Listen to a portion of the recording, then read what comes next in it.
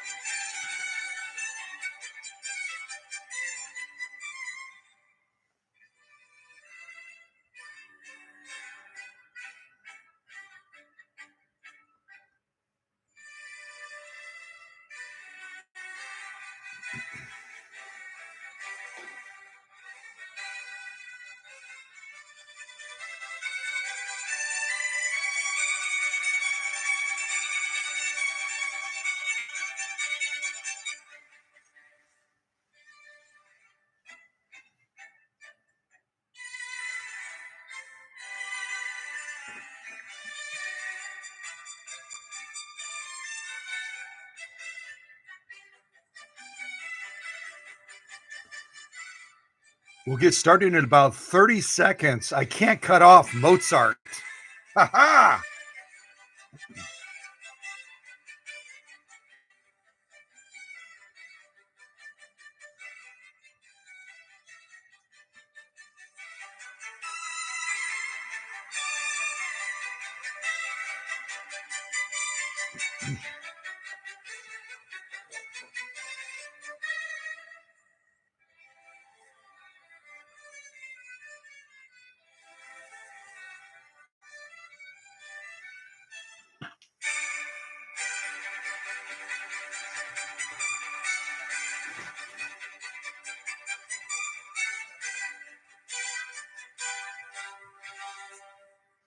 All right, at last we can get started. Ha ha! I couldn't cut off Mozart. That would just be like sacrilegious to cut off Mozart in the middle of that piece. But it's great to have everybody here again. And I gotta tell you, it's been a whirlwind the last couple of weeks, which some of my leaders know that are in the inner circle. They know that I had a brief emergency room visit and some treatment for that internal bleeding that I had about 3 years ago. It kind of came back to visit me with all the stress of the transition and everything. So I'm glad to have my strength coming back almost to 100%, and it's great to be able to come together as a family again. When family is apart for a while, everyone feels the gap, don't they? Everyone feels that absence, and I know that as I posted some things on Facebook yesterday about this live stream coming, a lot of folks were like, finally, we're getting back to what we love doing again and doing it together. And I've got to thank Susie from Minnesota for providing me with a temporary workshop. A number have asked, have you found where the permanent workshop is going to be yet? The answer is no, I have not. Haven't even really had time to do any serious looking. But I'm glad to have this space at Susie's place where I can set things up. And I've really kind of, she said, I really love how you made yourself kind of feel at home right away. And that's just kind of way I roll. So I've got this machine here from Nevada. And then over here, I've got a machine that is from Northern Illinois, another machine from Connecticut, and then finally a machine all the way over there that is from Illinois as well. So we've got a well represented field of 201-2s. You can kind of see them in the backdrop over there as well. Um, Now, for those of you that aren't familiar for whatever reason, the 201-2 has a very, very proud history. The 201-2 uh, took over for a machine that had been in the Singer family for almost 60 years. Does anyone know what model the 201 class took over for? Does anyone remember that? The 201 took over for a class that was retired finally after almost 60 years. And while you're guessing that, maybe I'll go down and say hello to everyone real quick as well. It's great to have everybody back together again. Hey, and good guess on Susie's part. It is not class 15. The class 15 had about 33. The class 15 had about 33 subclasses, and they presented that machine for almost 100 years.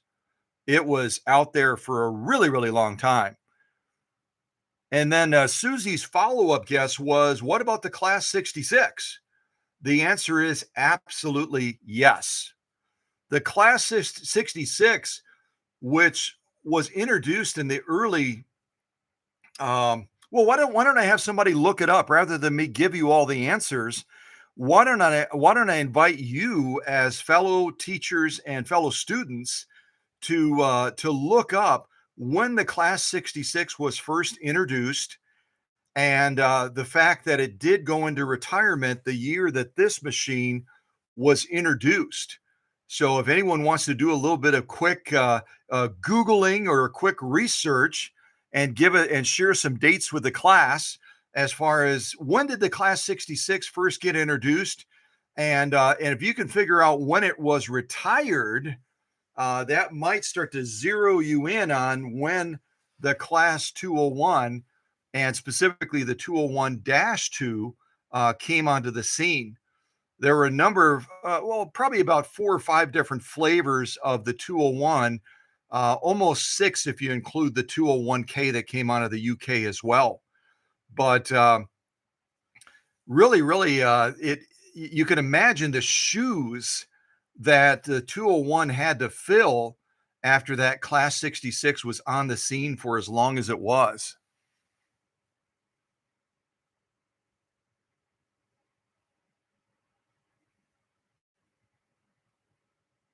I read something that Jenny wrote about a 201-2 in the middle of her living room or her front room or something.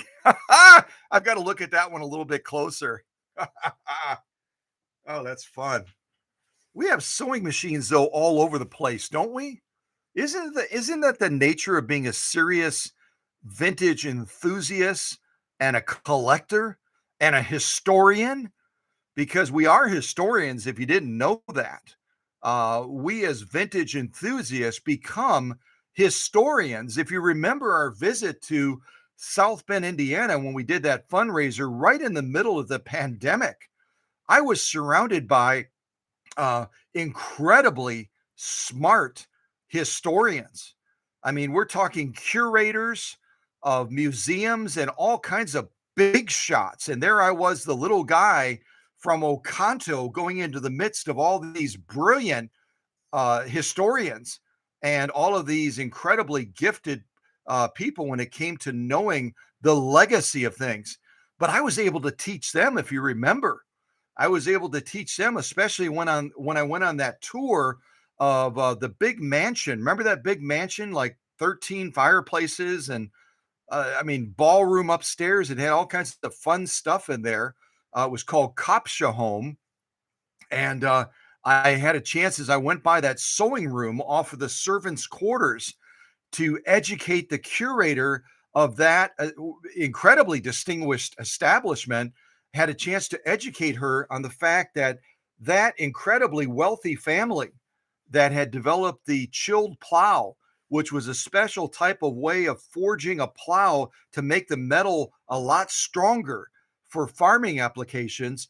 And that family developed the concept. They became millionaires. They could have bought any sewing machine on the earth. They could have bought any machine they wanted. Does anyone remember what type of machine that incredibly wealthy family bought down in South Bend, Indiana? Anyone remember?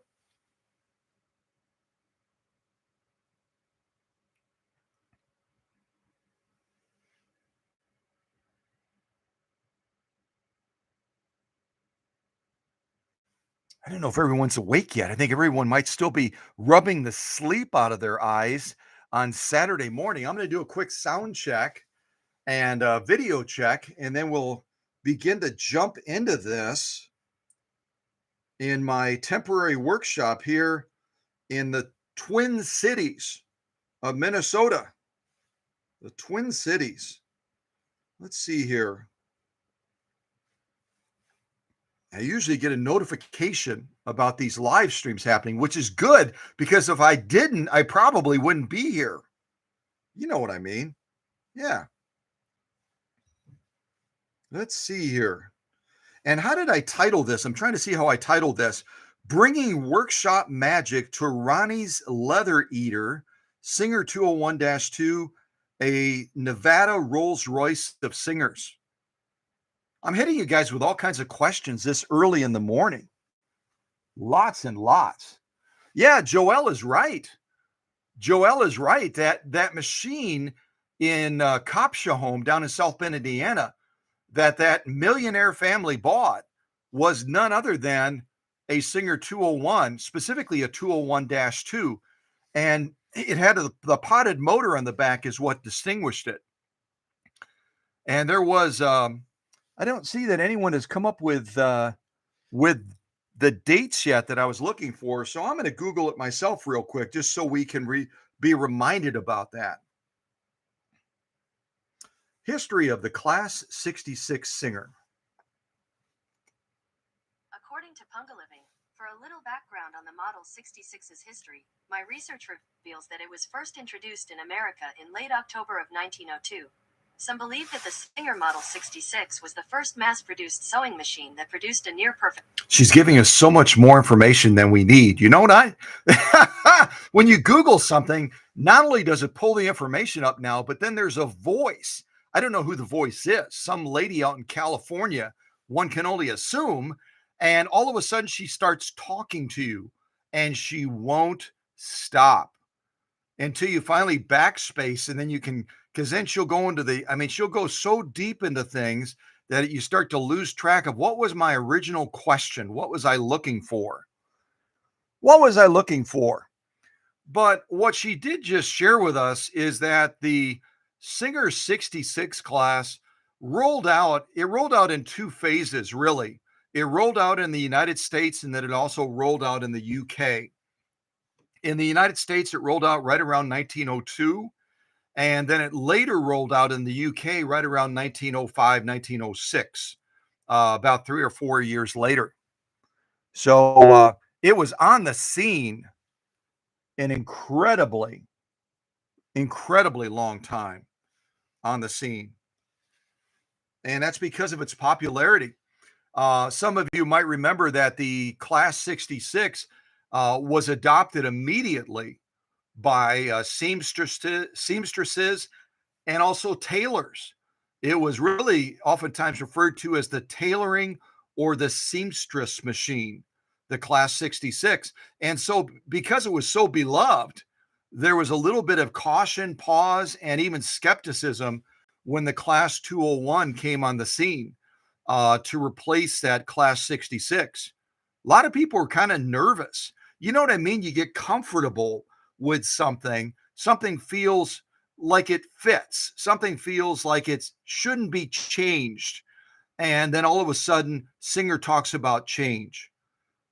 But people quickly fell in love with the Class 201. It kind of came on the scene originally as kind of a treadle style machine. And then it was also turned into a hand crank at certain points. There were some rear mounted motors put on it. And then ultimately there was a potted motor attached to this machine, which everyone really enjoyed because it meant getting rid of the belts finally.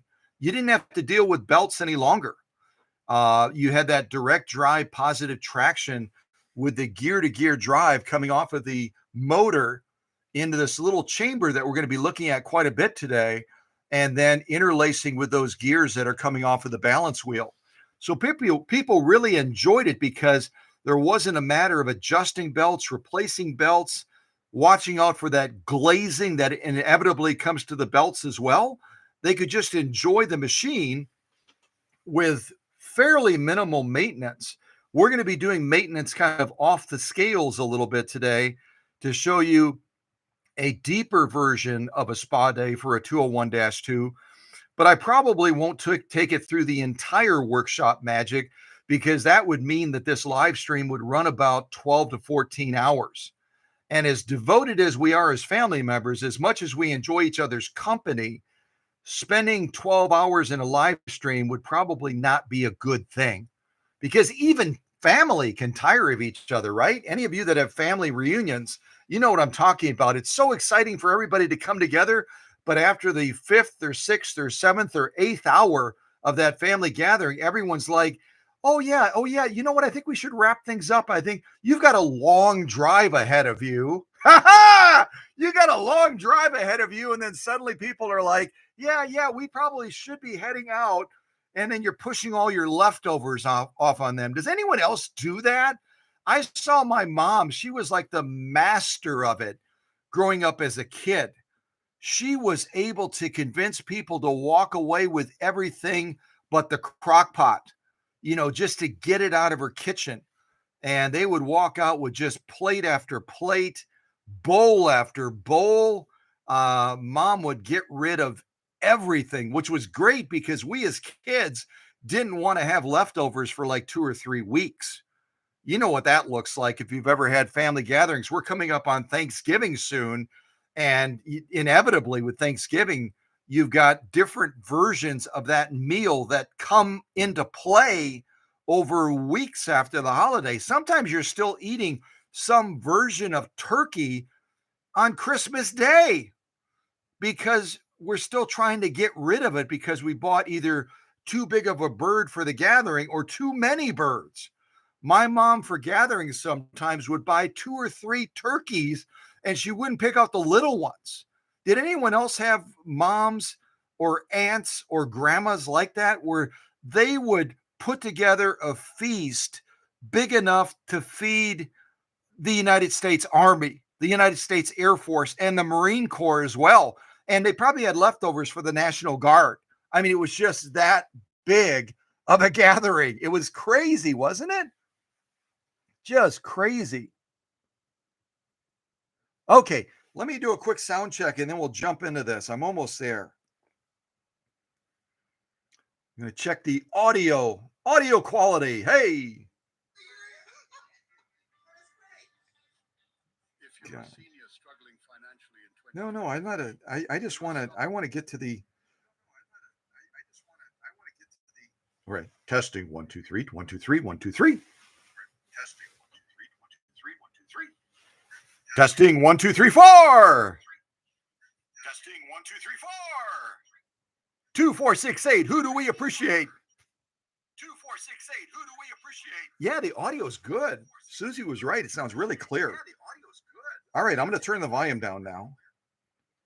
So, some of you have already alluded to the fact that you have a 201-2. And I actually, in transition, I got a couple of inquiries from people that had this Rolls-Royce of Singer sewing machines, and they were really determined to try to get it to me. And I was like, I'm right in the middle of transition. The workshop is closed down. And they were like, can't we meet like in a parking lot somewhere? And I just had to keep pleasantly persisting and saying, no, hold off. But it really is a great machine that came on the scene. Does anyone remember we talked about 1902 as far as the Class 66 and then it later rolling out in the UK? Does anyone know when the Class 66 kind of bowed out and allowed way for the 201 and specifically the 201-2? Does anyone remember what year that was? What year did this machine come on the scene? If anyone knows that, I'll be pretty doggone impressed because we haven't talked about that for a while.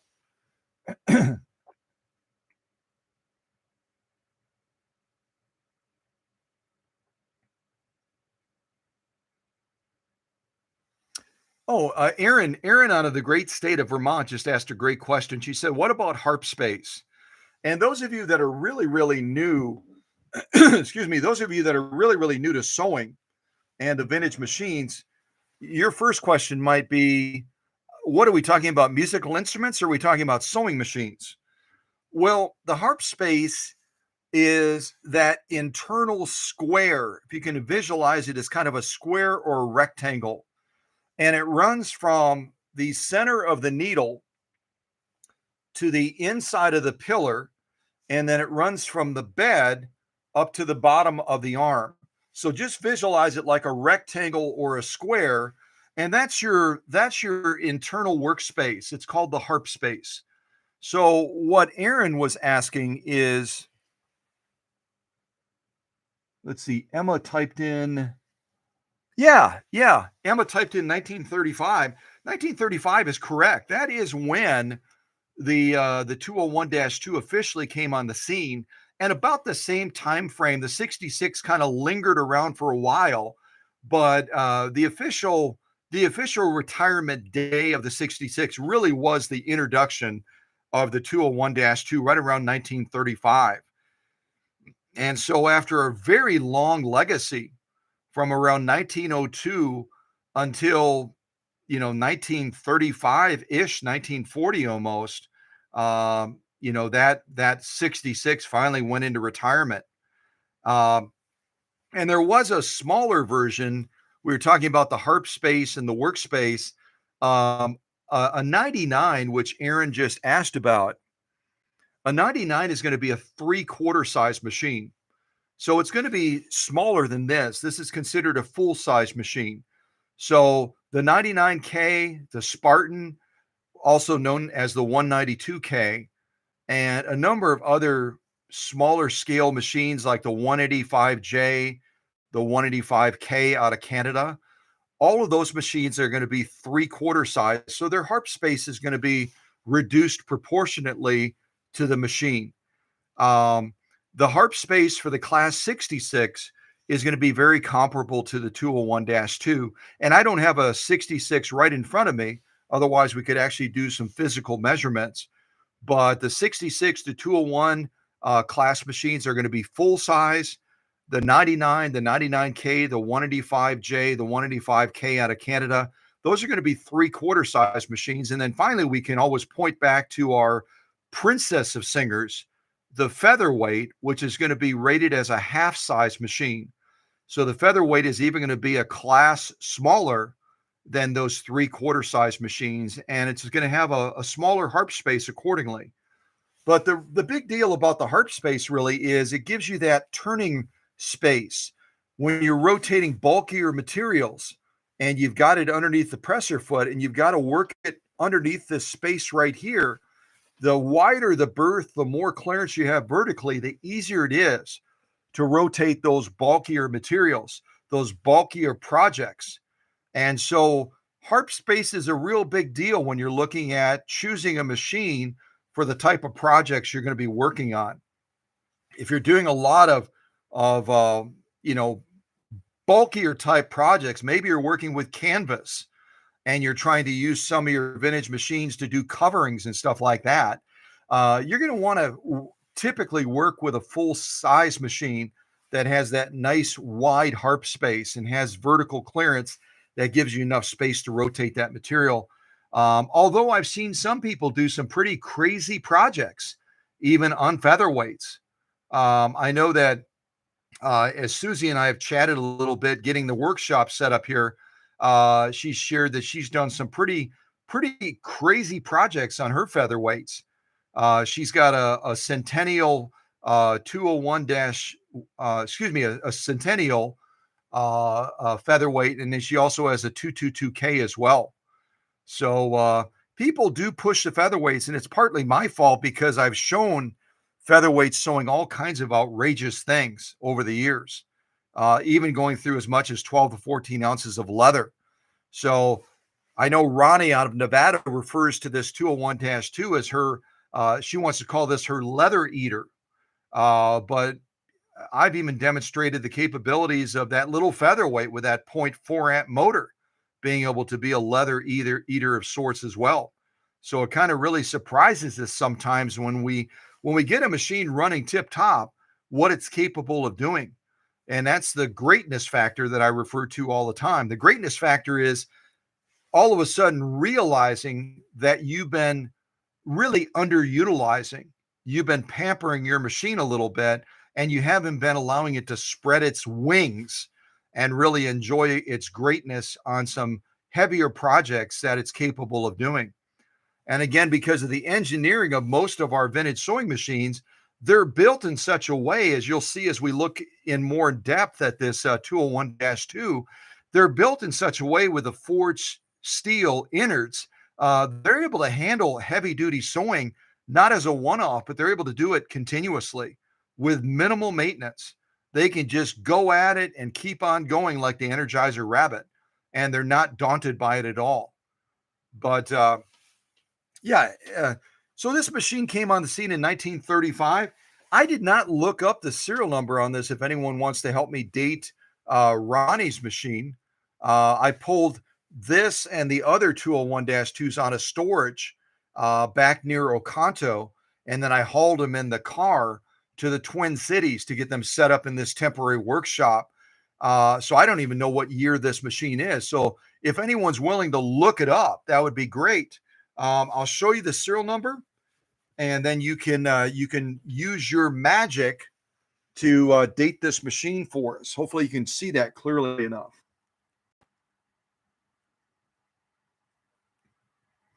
And if one of the leaders wants to type the serial number into the live chat, that would be great. That way, if someone's working with a smaller device and they can't see these numbers clearly, they can also look at the live chat and then they can get involved with looking it up as well. And if anyone wants to post a link to ISMAX in the live chat, because a lot of people don't know how to look up machines, starting with the basics, we can show them where that ISMAX site is, which is going to allow you to look up most Singer sewing machines. There's certain machines you won't be able to find on there, like the Canadian machines, you won't be able to find on there. And there's other machines as well. But for a lot of the Singer machines, you'll be able to find them straight away. So again, if somebody will type that serial number into the live chat, that would be awesome. Type it right into the live chat, and then others can have it as a resource as well. Okay, I'm going to move it back now. So hopefully you took note of the serial number, and then you can help us figure out when this machine was born. When this machine was born, I'd like to know. I think that'll be valuable to have. Maybe I'll even revise the title of this to include the date of the machine. That would be kind of cool, right? Yeah. So let's get in a little bit more to the specifics of this machine. What type of hook system does it have? What size motor is it typically equipped with? And I'll tell you straight away, it's one of two motors typically that you're going to find on these 201-2s, just like its little brother. Its little brother that I alluded to, the little brother of the 201-2, does anyone remember what model that is? And then we can finally get into the realm that Tim was pointing us to. Teresa's hubby, Tim, when we were first looking at this machine, thought it might be a class 15. But when we look at the little brother of the 201-2, all of a sudden we might be looking at a class 15 style machine, right? Anyone remember what the little brother of the 201-2 might be? And it looks like Emma already looked this up for us.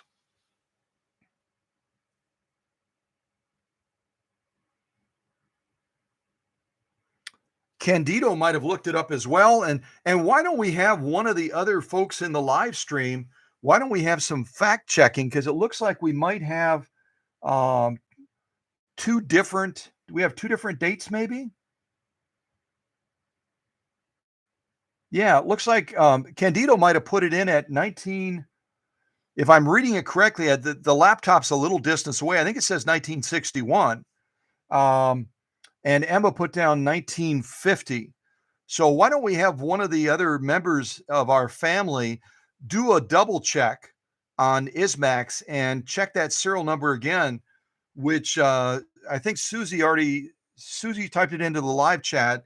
It's AJ, A like Apple, J like Juliet, 345 887, 345 887. And just take note of the fact one of the tricky things about Ismax sometimes is if you don't look at that serial number closely, sometimes after the letter prefixes, like the letter prefixes on this serial number are AJ, there might be 7 numbers instead of 6, and that'll sometimes throw you off. In this case, we have 6 numbers after those 2 letter prefixes. So AJ 345887. So let's just double check it and see if we can zero in on that birth date for this 201-2. And as far as the engine size, we'll actually be taking the cover off and looking at the motor more closely. But the engine size on these 201-2s, and the same thing is true of the little brother, which I don't think anyone typed in a guess as far as that model yet, but that's going to be the Class 15-91. The 1591 actually came on the scene about 3 years before the 201-2. And the 15-91 was a 3/4 size version of the 201-2. It had a lot of similarities, the potted motor, but it did have a different hook system, and it had a couple of other aspects to it that were slightly different, like the fact that you can't drop the feed dogs on a 1591 typically, depending on the model year. So the 201-2, you're able to drop the feed dogs, which is kind of nice. You don't need the darning plate. So, but it's going to come equipped either with a 0.5 or a 0.6 amp motor. 0.5 or a 0.6 amp motor. Yeah, Emma's right again. Little brother to the 201-2 is going to be that 1591, and it was introduced in 1932, whereas this one didn't roll on the scene again until 1935. So there was about a 3-year gap point. They introduced this potted version that had an oscillating hook system on the 15-91. People liked it a lot. They liked the 1591 a lot, but they also started to pine for that extra harp space, for that bigger bed space to work with. And so Singer, being fairly good at listening, said, well, if you like everything else about the 1591, then why don't we come out with a bigger version of it? And we'll probably change the hook system up on it a little bit. We'll go with a rotary hook system that's horizontally mounted. And we're going to give you the ability to drop the feed dogs. We're also going to give you a little bit more harp space. And yeah, we'll add a couple more little bells and whistles to it, maybe that the end user is going to like. And of course they did. And as I think it was Joel pointed out, I believe it was, that, people liked it well enough that they would choose it even if they had enough money to buy anything they wanted. The 201-2 was really, really a go-to machine for a lot of folks. And also, many of you know that it also has a very distinguished past because Singer partnered with a company that was in the automotive industry. Does anyone remember which company that was? And approximately the time frame that they partnered together using a machine like this to do some sewing on these cars. Anyone remember which car that was and approximately what year we're talking about?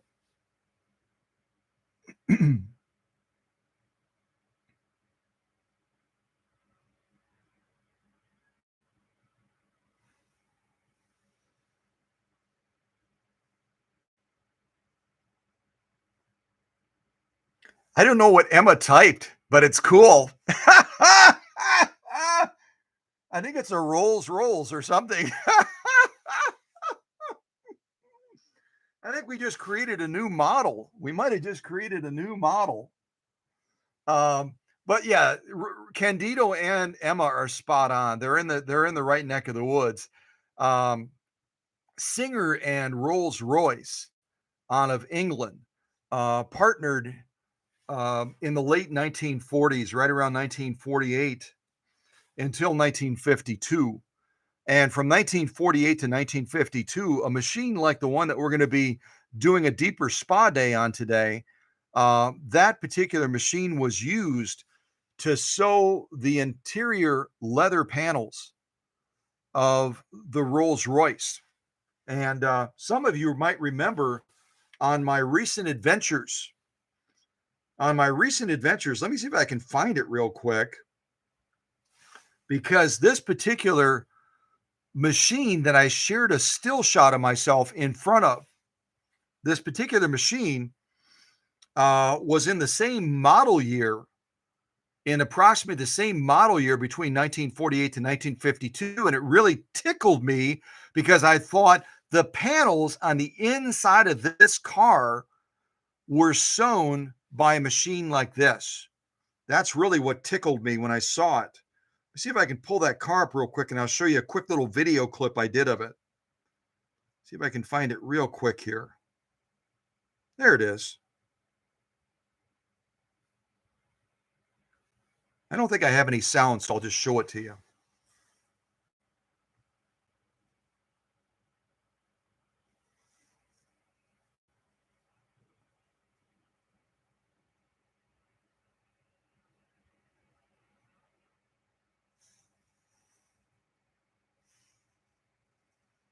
There's that interior right there.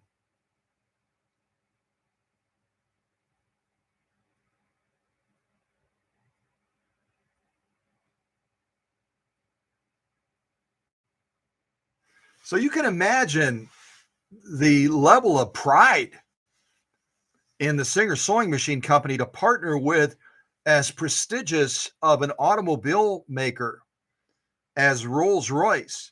And I don't know specifically why the partnership didn't run longer than 1948 to 1952. That's only about, what is that, 48, 49, 50, 51. It's only about 4 years, right? But the fact that Rolls-Royce used a machine similar to this for 4 years to sew those interior leather panels, um, it's there's no other machine that I can think of that has as prestigious of a legacy in history than the 201-2. That's why many of you that have been with me for a long time, a real long time, know that probably about 12 to 14 years ago, I was the first one in the world to start referring to the 201-2 as the Rolls-Royce of singers.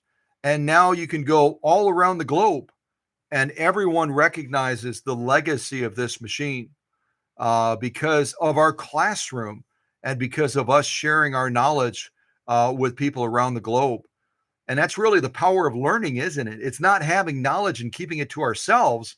It's having knowledge and sharing it with people without any bounds, generously, not really concerned about who gets the credit, because ultimately knowledge is knowledge and knowledge is power, right? Hope you agree with that. As you step out into your little circles of Facebook or Etsy or Pinterest or any of those little circles, the more knowledge you have, the more people take note of you when you step into their midst. And sometimes, depending on the climate of that moderating team, we are incredibly blessed to have a moderating team at Cow Country that is not intimidated and is not daunted by someone stepping out and sharing knowledge that some of us didn't know, or maybe none of us knew. But there are other places, and some of you could probably speak to that. There are other places on the internet in different groups where the leaders lead and the followers follow. I've even seen some of these settings where they refer to their students or their followers as peeps. Has anyone heard that term before, where the leaders refer to their followers as peeps? I think that's a little bit dehumanizing. I think that's a little bit condescending. Peeps are like aren't they like a little dumb bird that just follows aimlessly and has they have no knowledge of their own. They just aimlessly follow their mother or whatever it is. You guys and gals are anything but a peep. So I know I saw that pop up on Facebook in a couple of settings, and I was thinking that's really dumb. Why would you call your fellow students and your fellow teachers peeps? What's that about? But then I watched a little bit more and I observed a little bit more. And then it was clear why they were calling their followers peeps, because they didn't have a voice. They did not have a voice in that forum. There was one savant, or maybe two or three savants in the front of the class, and they were the wisdom givers. And they were the only ones that could share wisdom. Everyone else was supposed to be quiet, be a peep, and follow these really smart people who, in many cases, were giving some really bad information. So that's where, you know, you sometimes can transform groups like that and get them to start rethinking how they're running things. Other times they are hard fast about the way they do things. And only the wisdom comes from the top of the mountain where those leaders are. Thankfully, our setting is not like that at all. Thankfully, our setting is not like that. All right. Yeah, Silver Cloud. Silver Cloud's probably a good way. Oh, maybe, okay. Candido's referring to the model of Rolls-Royce, I think. Yeah, that's a good thing. I didn't, you know what? I really didn't pay attention as to, I know it wasn't the ghost version of the Rolls-Royce, but I'm not as knowledgeable about the different subclasses of Rolls-Royce as I could be. But yeah, that's a good question. What models were they working on from 48 to 52? That's actually a real good question. I don't know. I don't remember how early the Ghost version came out. All of you have heard about the Rolls-Royce Ghost blah blah blah. That's like a big deal apparently in their circle. Everyone wants a Ghost. Everyone wants a Ghost version.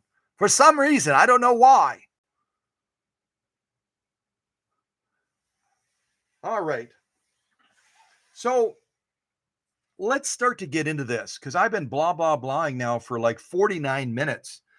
Now, what I'm going to do is I'm going to kind of show you some of the things we're going to be using today so that if you've got a 201-2, you can pull together some of these resources and you can try to review this video again. And again, I'm not going to be showing you every single service aspect of this, but I'll be covering it in depth, kind of like I did with Susie's Kenmore. And apparently the feedback on the Kenmore video I did, kind of a TY, what TI, what do it your DIY. The DIY thing I did on Susie's Kenmore, where I kind of showed you different critical service points on that machine, apparently was very well received. So I'm glad that that's the case. Glad that that's the case. All right. So some of the things we're going to be using today during this live stream, you can see some of it in the background over here. We're going to be doing a little bit of wiring. The wiring on this machine is okay. We've got some rewiring that was done over here. This is more of a lamp cord style, but I did look at the gauge of it, and it is 16 gauge. So I'm going to leave this part of it alone. But then we have some gauge wiring down here that's feeding the foot controller. And again, the foot controller is our gateway to electricity. So we might end up during this live stream, we might end up upgrading this wiring from, it's right around 18 gauge wiring right now. I measured it with the caliper and it's even close to 20 gauge wiring. So it's underserving this machine a little bit right now. So we're probably going to upgrade this to 16 gauge wiring as well. We want to have a real big gateway coming from the foot controller to the motor. Otherwise, it's going to hold that motor back a little bit. So I'll either do this on the live stream or I'll describe to you what I'm going to do. And then I'll do it after the live stream if we don't have enough time. Because I've demonstrated some wiring before. And I'll be honest with you as well. I'm a little bit apprehensive to go too deep into electrical stuff in live streams because there's a little bit of a liability. a little bit of a liability in demonstrating electrical wiring in depth. If someone gets it wrong and they get hurt, there could be repercussions for cow country. So I kind of shield the wiring a little bit. I describe it in general, but I may not demonstrate the actual wiring today, but I'll certainly describe the general steps that you'll want to take to do it. And we'll probably open the back of the foot controller as well, because that's one of our service points. And then we'll take care of tidying that up as well at the same time. And our foot controller is the typical one that goes with this model. Does anyone know what the amperage rating is on this foot controller? We know that our motor, we haven't taken the cover off yet, but we know that our motor is either going to be 0.5 amps or 0.6. So we would hope that our Bakelite foot controller is going to be rated at 0.6 or above. But I'll trust all of you to share in the live chat if you remember, and then I'll show the back of the plate as far as the amperage rating of the foot controller. But the simple rule is the foot controller should always be rated higher than the motor. And I've covered that like a billion times. So I know all of you, that's like second nature.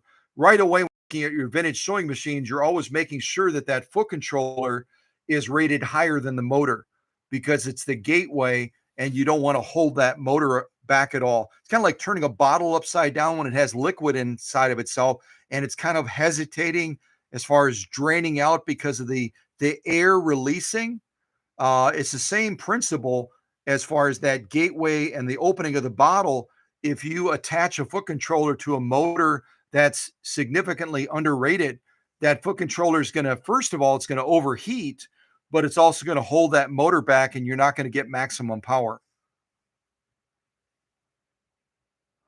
Yeah, Jenny is spot on. Tim is, I'm trying to read what Tim wrote. Tim wrote 0.75, Emma wrote 0.7. So we've got anything from 0.7 to 0.75. I'll actually show you on the back of the foot controller. Let me see if I've got it angled correctly. Yeah, there it is.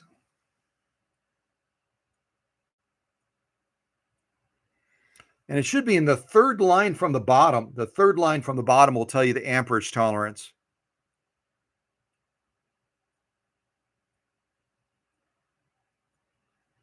So those of you that said 0.7, according to the nomenclature plate, you're spot on. But let me also say that those of you that said, I think Tim said 0.75, the reality with a foot controller or a motor is that it will go outside of the boundaries of what it's rated at. That's just the nature of electricity.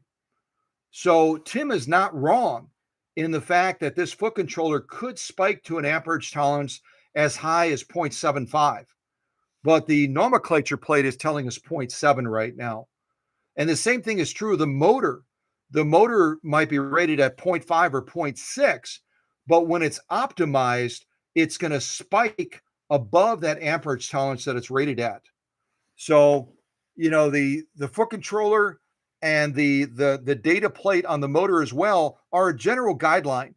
They're a general guideline for what the amperage tolerance of those two components are, but there will be some variance to that. If this foot controller is filthy and full of pet hair and dirt and grease from the kitchen and everything else, it's not going to be able to deliver an amperage tolerance of 0.7, let alone 0.75. It's going to be running lower than that. And if that motor is running at normal pace, in other words, if this is running underserved because it's filthy and the motor is running much better and it's demanding more, what's going to happen to this foot controller? Does anyone know? What will happen to this foot controller if this is underperforming and the motor is doing a great job? Maybe the motor was serviced and cleaned, kind of like we're going to do today. What can happen to the foot controller? Yeah, exactly right. Exactly right. Yeah, it's going to overheat. It's going to overheat because, you know, think of it again like that bottle turned upside down and the liquid won't come out because of that air pocket in there. If you plug this in and the first gateway is the foot controller and it's filthy and the electricity flowing through it is not flowing through in a smooth manner. It's going to build up in there when electricity can't flow out. It's just like when you use a foot controller like this for slow sewing. If you hold this in the lower register region like this, that electricity is going to build up in here and it's going to overheat. Even if you run it at a normal pace intermittently, if it's filthy on the inside of here, that electricity is going to back up in here and that foot controller is going to overheat. And these can get so hot that if you're a barefoot sewer, you'll know it. If you are a sewer that wears shoes, you might start to smell it. You'll smell that hot smell. You guys know what I'm talking about. You'll smell that hot smell. The first place you should check if you ever smell a hot smell when you're sewing is check that foot controller. It's oftentimes out of sight, out of mind, right? It's down there on the floor. Maybe it's on a wood floor. Maybe it's on a carpet. Maybe it's on some sort of a non-skid pad. And maybe you wear shoes. I know a couple of our sewists, they love sewing barefooted. Maybe you're one of those sewists that sews barefooted, and you would feel this start to warm up. And you would catch it much earlier on than that person that wears shoes. But it'll get so hot that the inside core will actually start to melt, almost like a nuclear, what do they call that? Like that Chernobyl and all that. What is that called? When there is it a melt up or melt something? You guys know what I'm talking about. It'll go into a meltdown, basically. It'll go into a meltdown. Yeah, exactly right. Exactly right. A meltdown. And the components will get so hot inside, they'll start to melt. And in an extreme case, we'll look at the inside of this today, and I'll show you how to make a couple of adjustments on it. If you adjust this in the wrong way and you leave that electrical channel open so that it's open even when this button is all the way up, that foot controller will continue to heat up and heat up and heat up, even if you're away from the sewing machine. And if you're in the habit of leaving your sewing machines plugged in, or leaving that breaker switch, that surge protector thing, if you're in the habit of leaving that in the on position, even if your machine is turned off, and you have this adjusted in a way where that electrical channel stays open, this is going to superheat, and it could even catch fire if you're away. So we always play it cautious, right? With electricity in particular, we always play it cautious.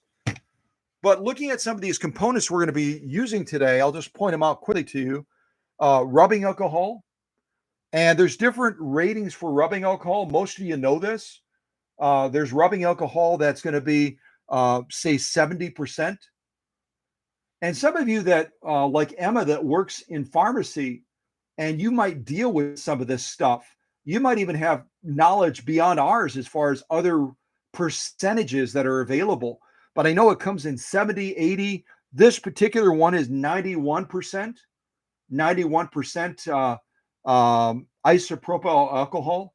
So this is going to be a higher, more intense concentration of rubbing alcohol. And then we've got K1 kerosene. K1 kerosene, that's used for a variety of different applications when you're servicing and maintaining a sewing machine. And then finally, I've got this stuff. It's called CRC electronic cleaner. I've talked about this stuff a little bit, and I used it a little bit in the demonstration of the servicing on Susie's Kenmore as a quick solution for cleaning up the commutator, the stack lamentations, and also the rotors as well inside of the machine motor. So it's a wonderful electronically safe cleaner. But the reason I have these three things lined up like this, I'm also going to do a small demonstration. I'm going to do a quick little demonstration because as we work with different elements in servicing and maintaining our sewing machines, we've got to realize what we're working with. And we've got to realize the potential dangers of working with certain components and where we're using them on the sewing machine.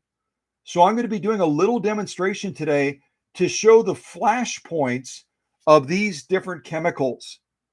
I'm going to be showing the flash point. Actually, you know what? Why don't we introduce a fourth one as well? We'll introduce this. This is like a crystal white. This happens to be Susie's. It's a crystal white style generic sewing machine oil. You can buy this stuff at Walmart. You can buy it probably at your local sewing center at Joann's. Joann's, I believe, offers something similar to this. And again, the huge benefit of crystal white sewing machine oil is that, especially like you've seen on the Swedish beauties, it doesn't cause that nasty staining on the oiling points. It doesn't cause that nasty staining. And so it's really a nice oil to use anywhere on the sewing machine, even in cleaning the painted surfaces up as well. You can use a crystal white type sewing machine oil like this with a cosmetic pad and, just rubbing it in one direction to get that extra caramelization and that extra oil off of the machine as well.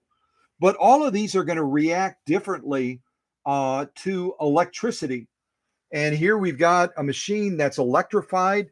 We've got a potted motor. We've got electricity running through this junction of it as well. We've got electricity running through the pillar to supply the light. And let's just face it, sometimes that wiring will begin to become a little bit more brittle. And there might even be some exposed wire running between this track down through here and over here as well.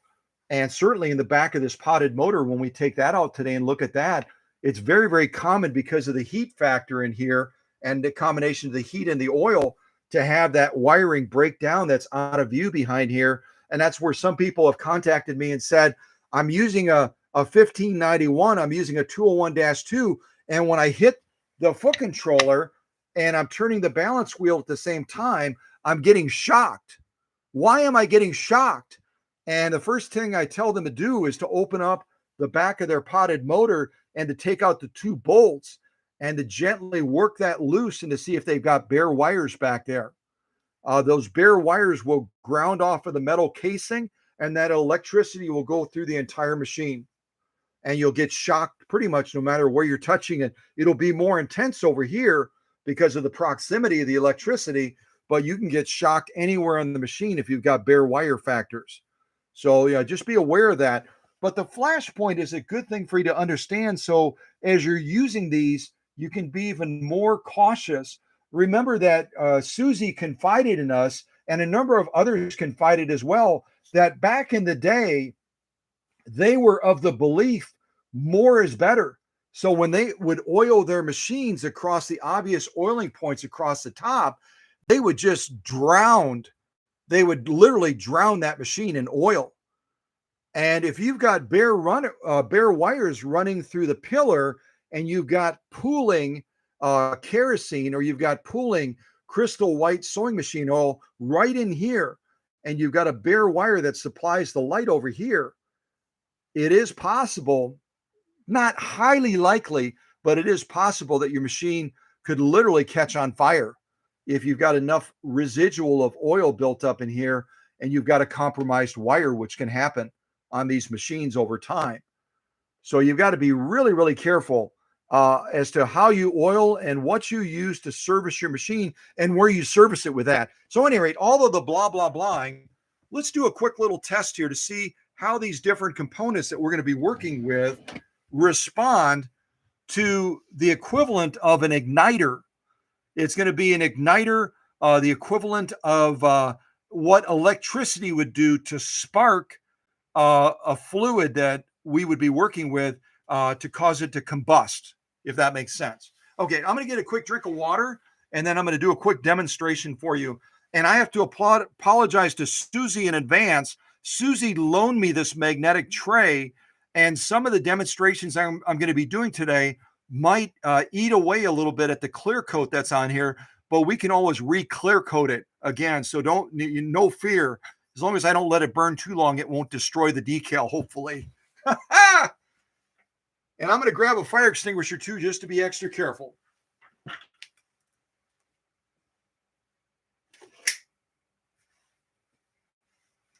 Keep a fire extinguisher nearby, and And we always play it safe, don't we? I'm going to back up this machine that belongs to Rhonda a little bit. Get a nice little clear field around here. But I want you to understand how these components react, how they react to an ignition source. To an ignition source. It's really important, I think, to understand that.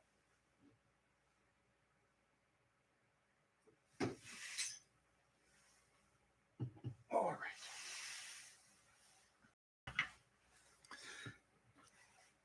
So we will start with something that's going to have a much higher flash point. And a higher flash point is going to be that it's not going to be as likely to catch fire if you overindulge your machine with it. And that's going to be our, I've got in this smaller bottle here some kerosene, K1 kerosene. So if I put a couple of drops of K1 kerosene in this magnetic tray that Susie's given me, and we give an ignition source, which is going to be our torch, you'll see that this stuff is not going to poof like gasoline. It's going to have a much lower ignition source. I'm probably going to put about 2 or 3 drops, something like that. There's 3 drops right there. So I've got 3 drops of K1 kerosene. I'm going to give it an ignition source. I'll probably move this to the side so I can get to it if I actually need it, which hopefully I won't. So we've got K1 kerosene in there. Take a look at this.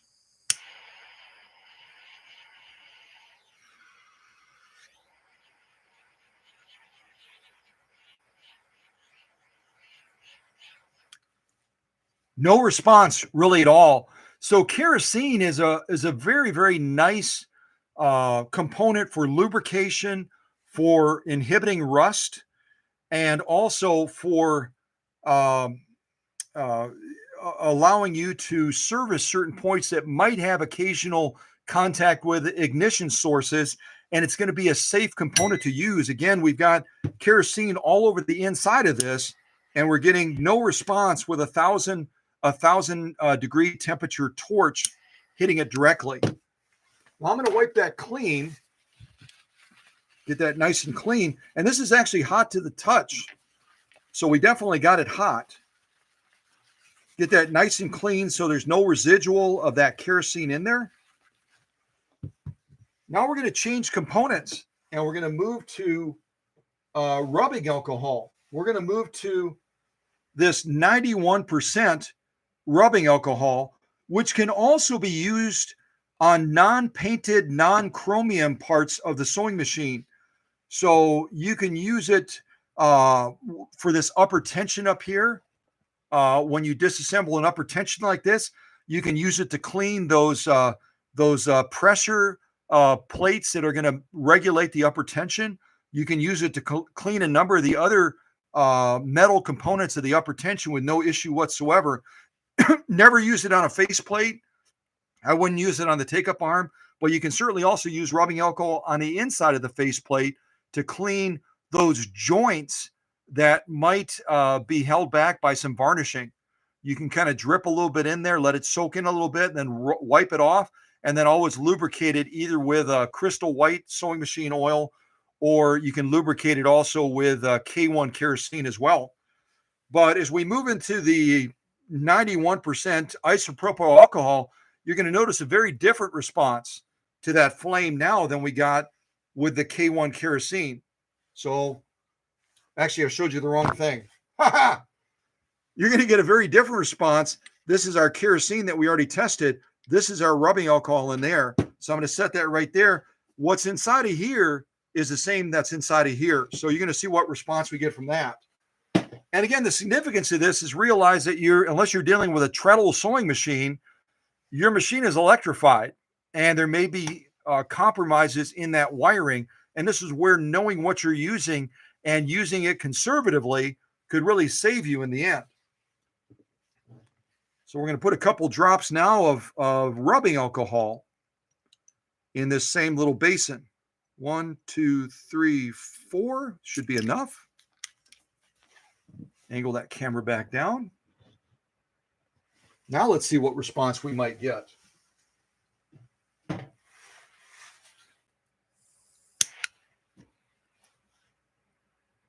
And there we've got an active flame, don't we?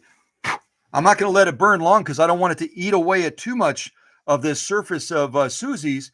But you can see the flash point is much lower for rubbing alcohol than it is for kerosene. Kerosene, we hit it with the torch almost continuously, and we could not get it to ignite. Rubbing alcohol, there's not enough there now, but rubbing alcohol obviously responded very, very differently to an ignition source than the kerosene did.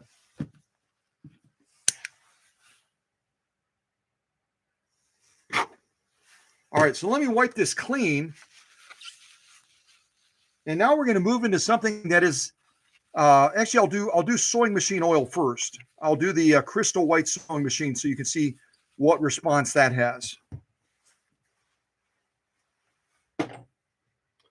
So this is a Conso brand crystal white type sewing machine. Again, available pretty much everywhere. It's available pretty much everywhere. And we'll see what the flash point is on this compared to kerosene and rubbing alcohol.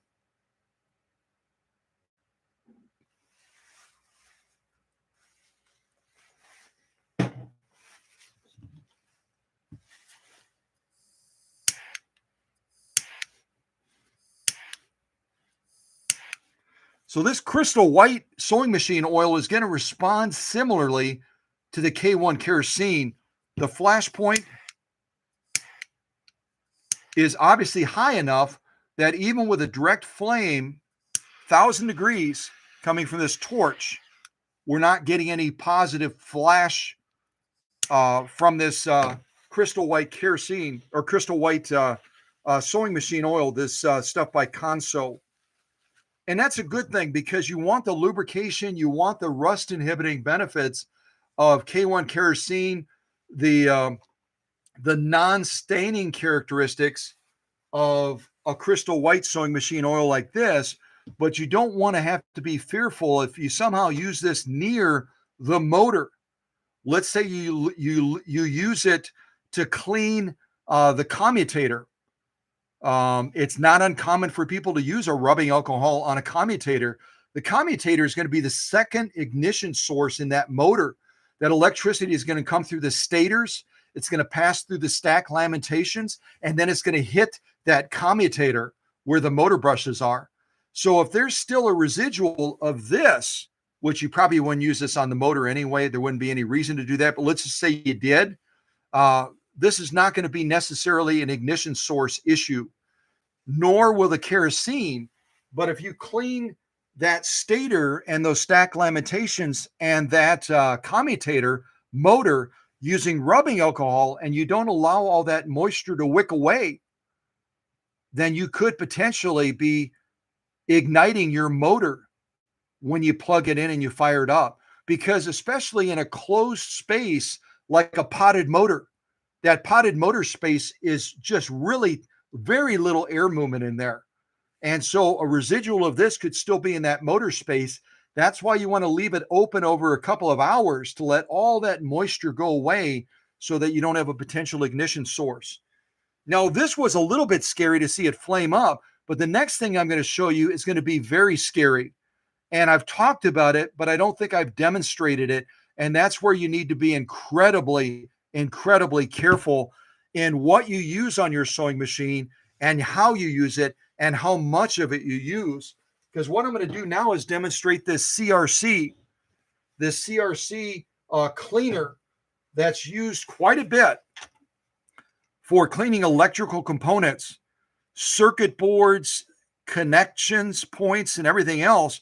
But it's also a very, very good general cleaner. The dangerous thing about this stuff, and I talked about it, is it's got a very, very low flash point, and it's a very aggressive response when an ignition source comes to it. So I'm going to be incredibly careful with this, but I do want you to see the result of what happens when an ignition source comes into contact and there's still residue of this stuff. What could potentially happen in damaging your sewing machine or even harming yourself if you overuse something like this. Again, if you go with the concept of more is better, you could seriously damage your sewing machine, or you could hurt yourself, or God forbid, you could set your house on fire with something like this. That's why, even with my level of experience, I've got this right within reach if something goes south, so that I can pull that pin and put out a fire very quickly. But this stuff is, let me emphasize again, it's very dangerous, but it's also really effective. Just don't use it anywhere near a painted surface. It's very damaging, like rubbing alcohol as well. We're going to put just a little residue in here of it.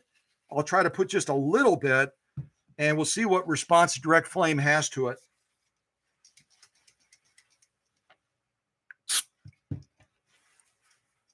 All right, ready?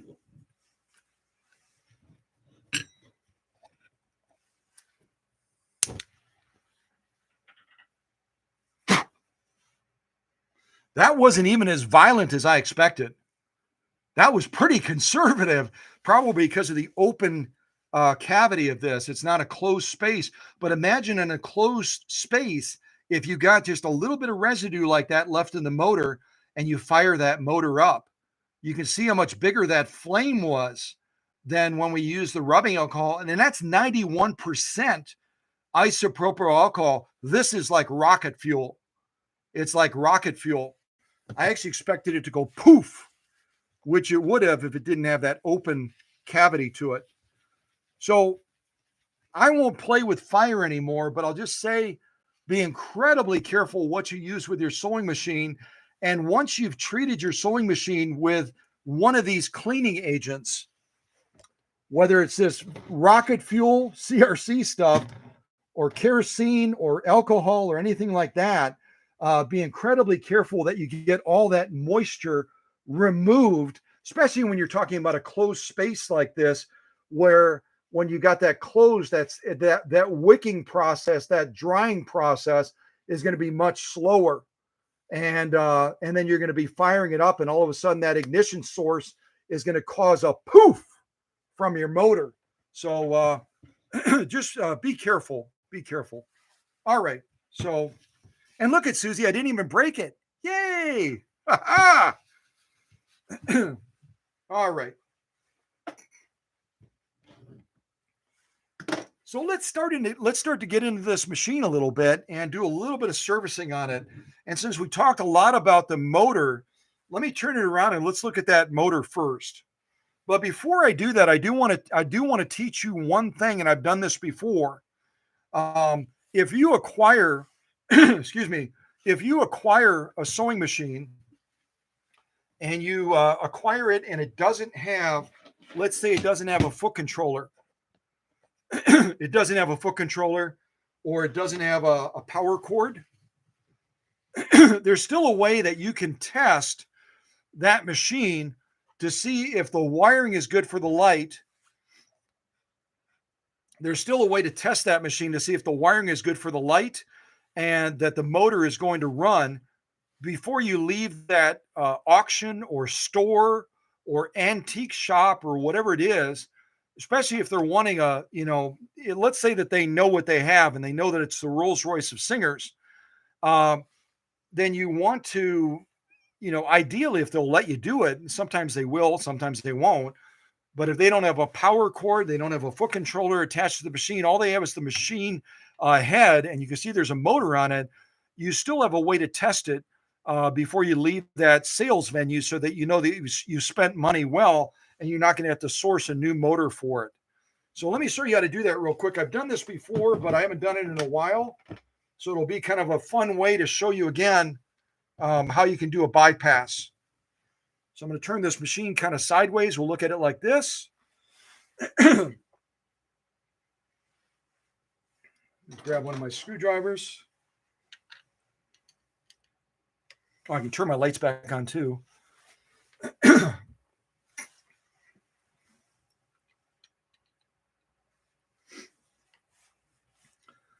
And if you're looking at these lights and saying those are really cool, you have no idea. If Susie wants to share a little bit more about these cool lights that I'm using down in this temporary workshop, that would be totally cool. There's a USB. Let me see. There's a USB plug-in on the back of here. You can get different different warmths of light, different types of light. You can get like bright white, like that. Excuse me. Probably see it down here better. Tapping it here. It's kind of the warmth of the light. You can change the warmth of the light, if that makes sense. You can also angle these things, which is kind of cool, like this. Or you can angle the top of it as well, like this. And you can change the brightness down here.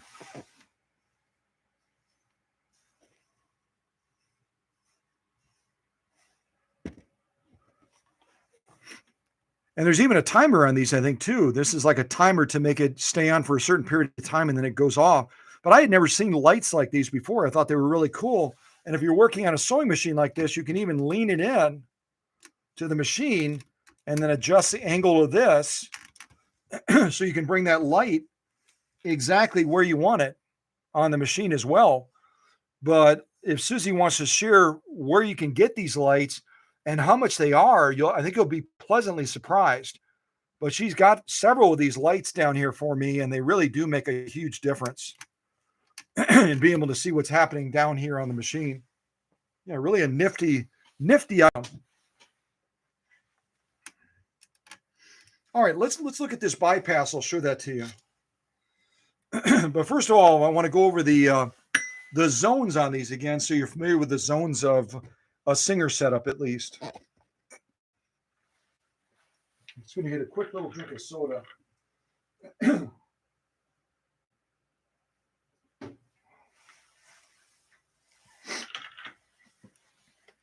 So as you take out that single bolt, see how close I can get to this. As you take out that single bolt, you'll be able to see there's from right to left, as you're looking at this, from right to left, it's going to be zones 1, 2, and 3. Zone 3 is labeled in red. You can kind of see that. But as you're looking at these zones, it's important that you understand the zone concept because it's going to either make or break your wiring effort as you're looking to rewire the machine. Now, as a general rule, on Singer sewing machines, zones 1 and 3 are going to be the continuously hot zones. So they're going to be constantly charged with electricity so that they can supply that light that, again, the wiring runs from the pillar across the arm to the front of the machine on this 201-2. And so our light is going to be connected to zones 1 and 3.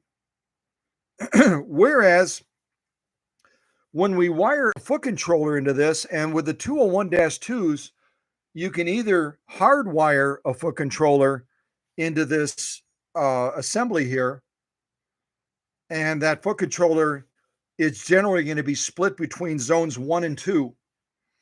So this foot controller right now, the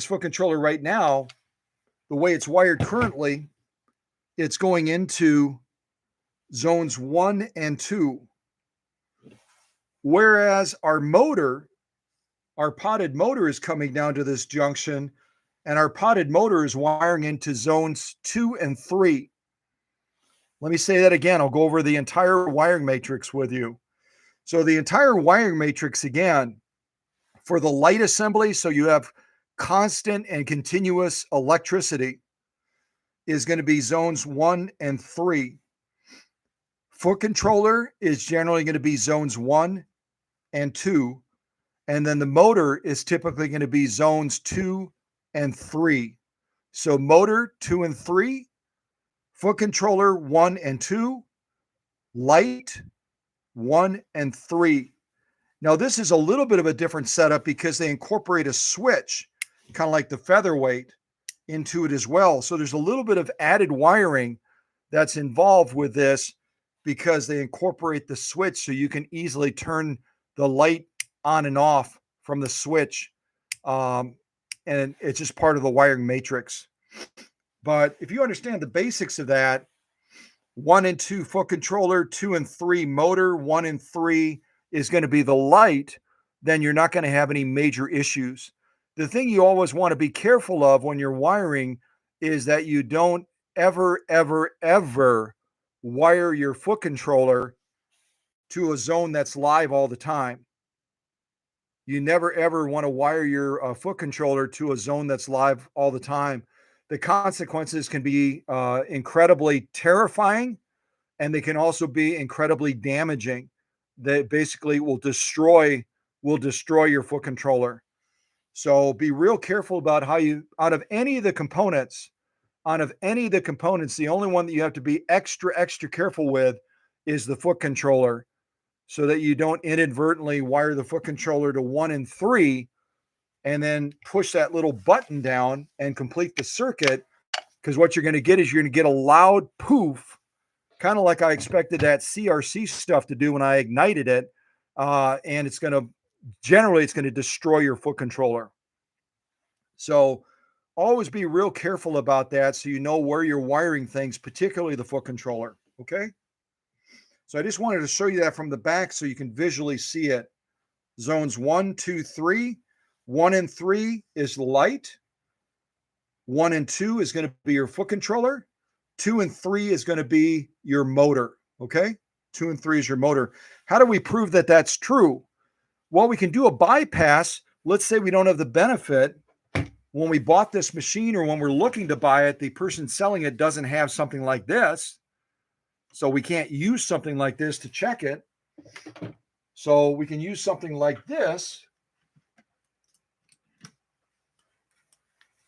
with alligator clips to do a bypass if we don't have the benefit of a working power cord or a working foot controller. We can still test the components of the machine.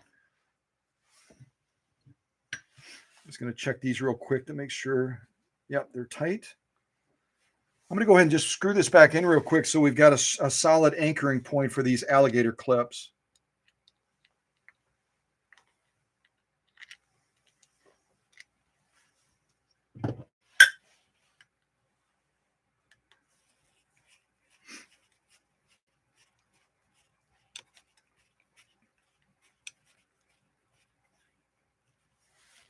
There we go. So the first thing I want to test is I'm going to test the light. We want to know if our light is working, whether we have generally good wiring. And so we already know from what we just observed from the back that if we're going to be connecting this properly to test the light,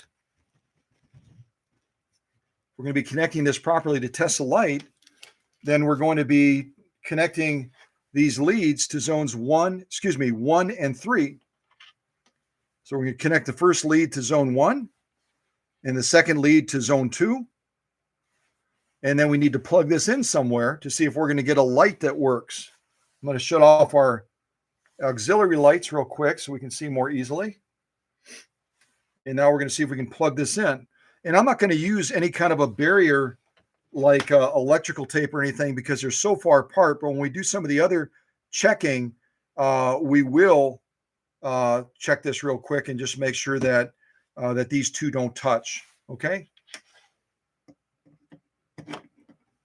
We can see that our light just came on. Our switch is responding properly. We didn't have the benefit of a power cord, but we wanted to do some general checking to see if the machine is wired properly, to see if it's responding properly, to see if the wiring is generally good. And now that we've tested that, we know the light is good to go.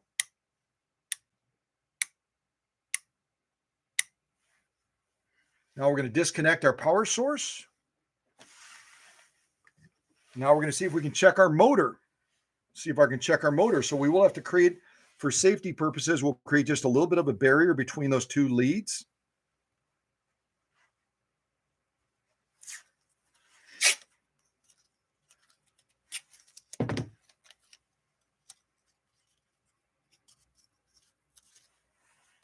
Just a simple little wraparound should be sufficient. Now we'll move our main lead off of zone 1 and we're going to move it to zone 2. So now we're going to hopefully be able to test the motor to see this 201-2 that I'm looking to buy. and they said all it needs is a power cord. It runs, the motor is good. Now we're able to see if what they're saying is correct by moving this to zone 2. Now we've got a lead on zone 2 and on zone 3, and we should get a positive response from the motor if the motor is good. I'm just going to add one more little piece because I don't want it to come loose somehow. There we go. Now we've got a nice safe barrier.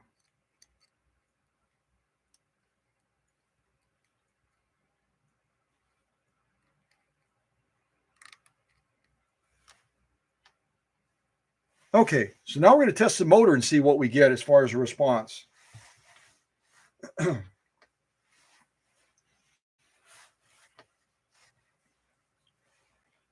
All right, here we go.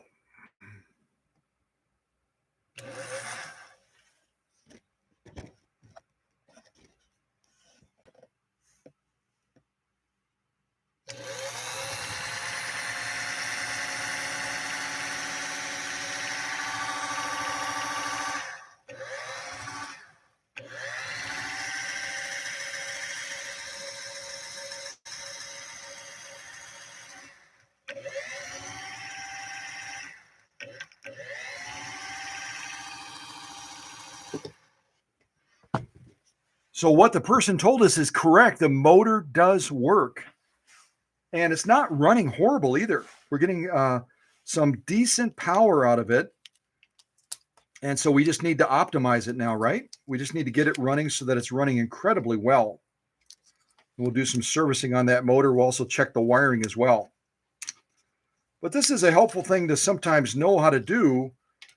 Not that everyone carries alligator clips in their purse or in their fanny pack or even in their car, but you could always go home and get them with the permission of the person selling it and say, hey, since we don't have a way of testing the motor, I just want to do a simple test to make sure that the motor is good. Since we don't have a power cord, and let's say we don't have a working foot controller, then we can test it and make sure that we're good to go. Hopefully you find that helpful.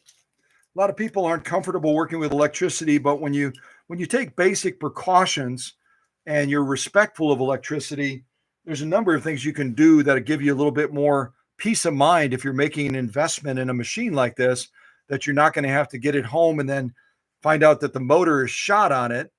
And all of a sudden you've got the added cost of up to $100 in replacing this assembly that comes off to service and replace that motor. So, yeah.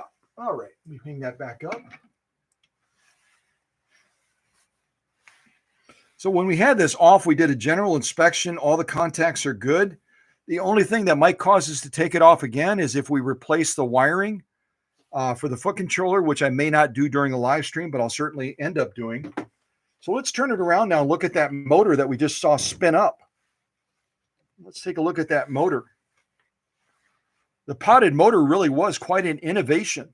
It's quite an innovation in its time in giving so much more flexibility to the sewist and a lot of surprising power and drive that they would lose sometimes with belt systems. Just going to do a quick check. I think I just got a message in. Give me just a moment.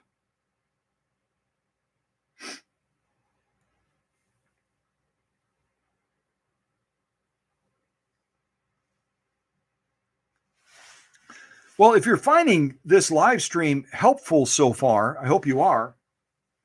If you're finding this live stream helpful, learning about the flashpoints of different cleaning compounds or agents that you might be likely to use with a sewing machine and kind of understanding how they react to an ignition source and talking a little bit more about some of the things that I covered with this, then by all means, give that feedback to the leadership team so that they can say, hey, Scott, they really like when you talked about this or when you explained that. And that way I'll try to consciously do that more in future live streams. Because it's only beneficial if the family finds it helpful and if they find it interesting and informative. Otherwise, what's the point, right? Although I do like burning things a little bit, truthfully. A little bit, not a lot.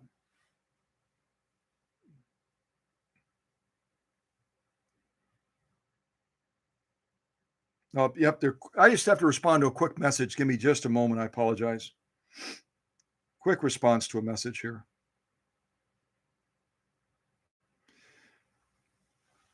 Well, it's good to come together again, isn't it? We haven't the last live stream. I want to say, what was it? Is it 2.5 weeks ago? 2.5 weeks ago, maybe. I think we did it. The final live stream, and that doesn't count the video I did of the Harvest Fest. A lot of people found that interesting as well, but the Harvest Fest was more of a video than a live stream. So maybe it's been longer than 2 weeks, right? Maybe it's been longer. Don't remember exactly.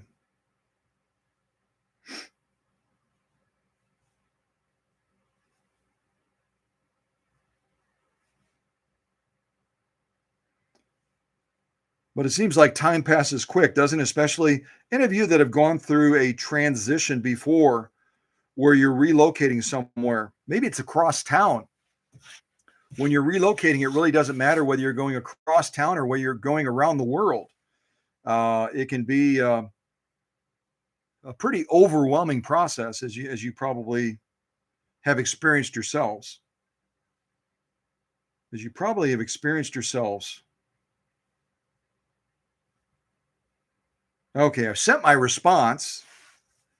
So now that party can't fuss at me and say, that was not a timely response. That was not a timely response. Well, that kind of happens when you're in the middle of a live stream and you don't want to burn the temporary workshop down. So I'm being extra careful. No burning things down today. It's bad. Burning is bad, unless it's controlled.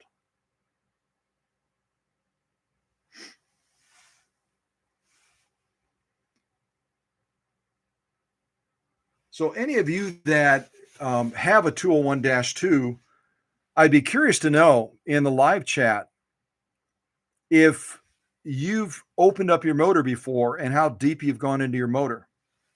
Just curious to know that.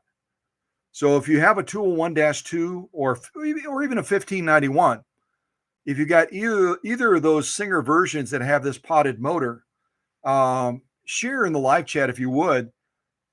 What have you done with the motor, if anything? And a lot of people never do a thing with the motor. They just don't want to deal with it. They're not comfortable doing it. But hopefully after today, we can kind of dig into the motor just a little bit and give you a little bit more confidence in servicing certain things on the motor so that you can take that on and enjoy your 201-2 more fully.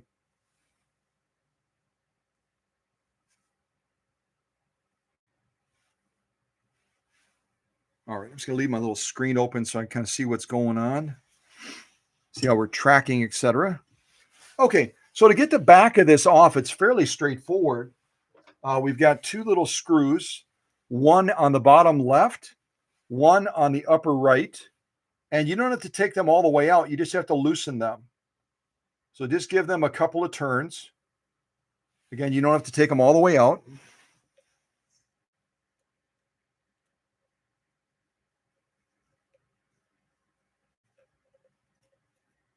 I'm at a weird angle right now, so I'm like, I really can't see exactly. I'll turn my light back on.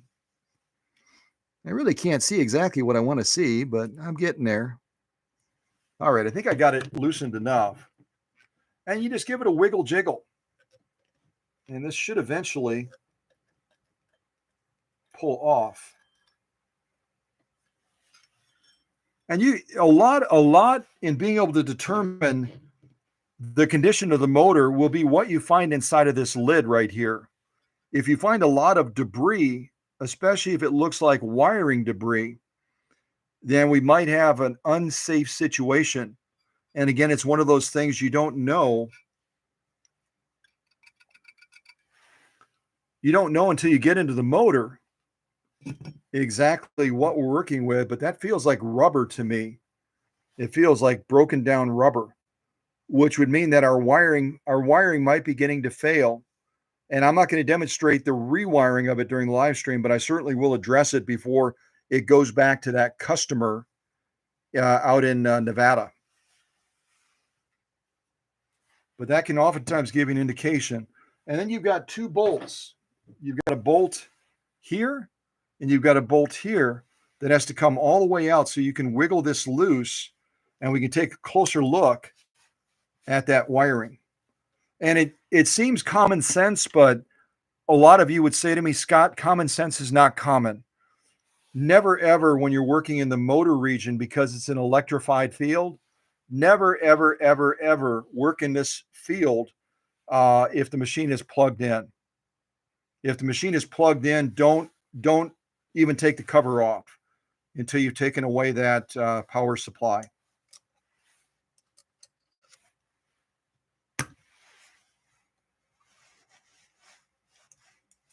And I'll show you the data plate in just a second, and then you'll know if Rhonda's 201-2 is equipped with a 0.5 or a 0.6 amp motor.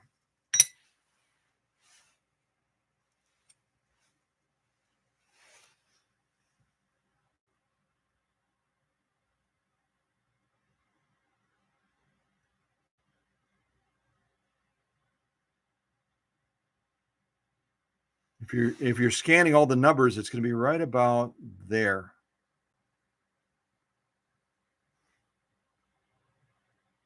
So if somebody that's able to read it, if you want to type into the live chat what size motor this 201-2 is equipped with, then we'll have a record of that. And again, the options on this model is basically 0.5 or 0.6. Now, because there's a lot of heat that generates in here, you got to be a little bit careful when you take this out. Actually, it's coming out much easier than it normally does. What I typically will do is I'll get a wide screwdriver. You might find this to be the case with your motor. And when it's fully in, it's going to be kind of like that. And what you'll do, coming from the side, if I can show that to you, there's a little opening right here and right here. And what you'll do is you'll take a wide blade screwdriver like this, and don't stick it in deep, just between these 2 points, and then just give it a gentle little twist. And then it'll come loose, and you can do the same thing on the other side as well. And the reason we do that is we don't want to further damage the wiring that's behind here. And if it did fuse itself to the metal casing, we don't want to just kind of rip this off and then create even more damage to the wiring. So we've broken it free now. We should be good to go as far as gently wiggling it out. Just gently bring it out like this.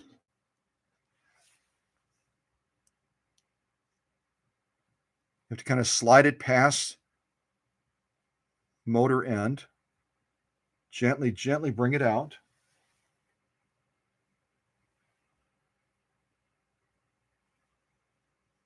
And you want to support it a little bit until you look at the condition of the wiring. Get even closer now.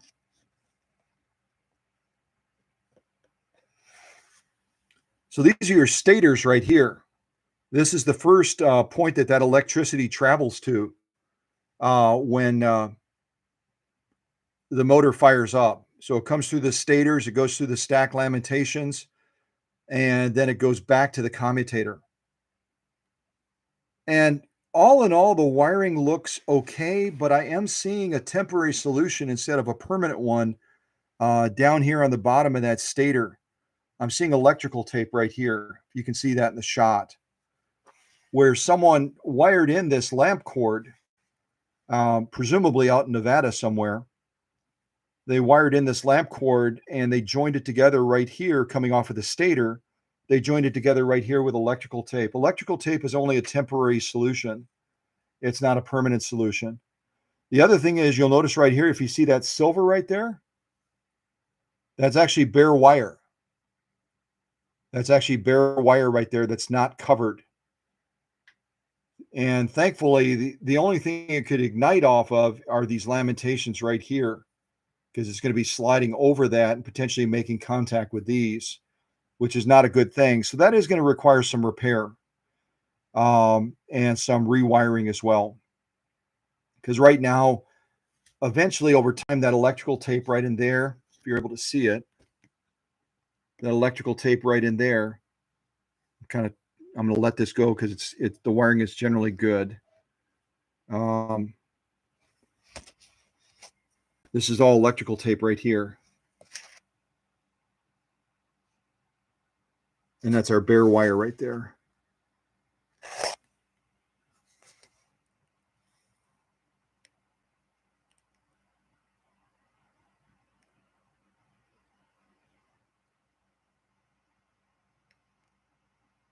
You get an impression just looking at this how filthy it is.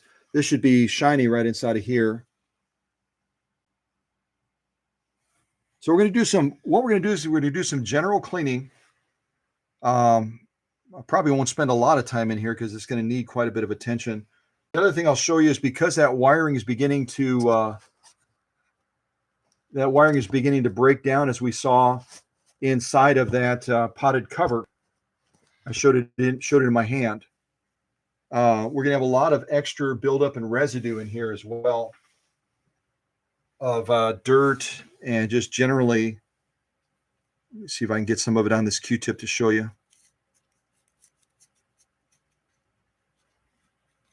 And this is where you can have a motor that it spins up, but it's not even close to full power because of the condition of the motor and also because of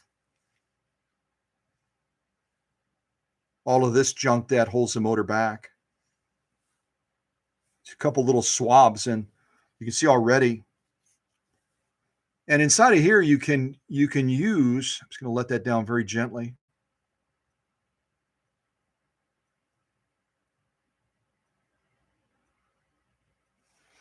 You can use a little bit of that rubbing alcohol or kerosene, either one. You can use a little bit of that rubbing alcohol or kerosene. I think I'll use kerosene just so that we know that if we have a little bit of extra moisture in there, it's not going to flash up on us.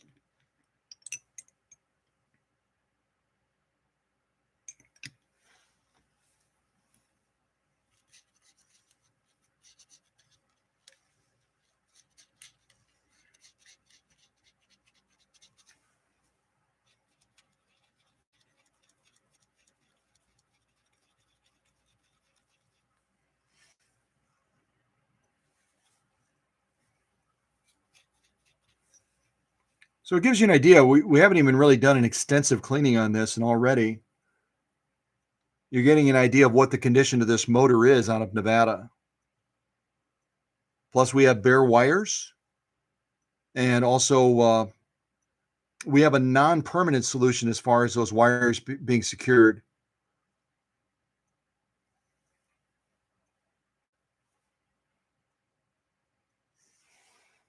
Now, what we can get away with doing,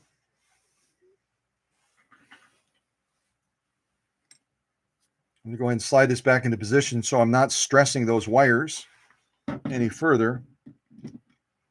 And as we slide it back in, you have to really watch these stator wires right here. You've got a stator wire here. You've got a stator wire there on that side, both sides.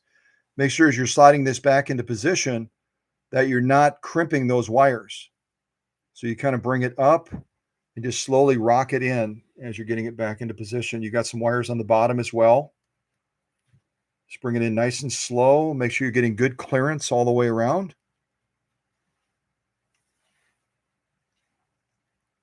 Getting that back into position. And the way you can tell is if you position those wires well, when you gently turn the balance wheel, you'll feel the free motion of this going. It's not going to be binding.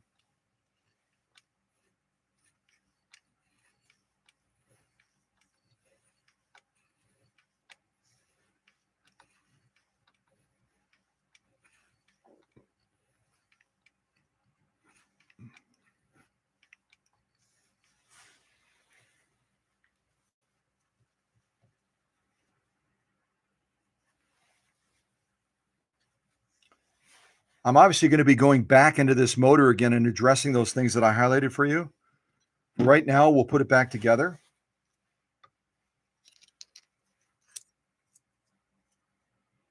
And when we're cleaning this, I didn't talk about that enough, and I should have. I'll pull this back out one more time. What I didn't talk about enough,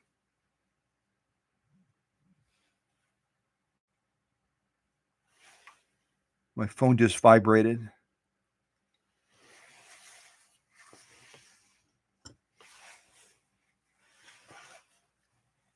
Oops, I just hit the wrong button. Oops.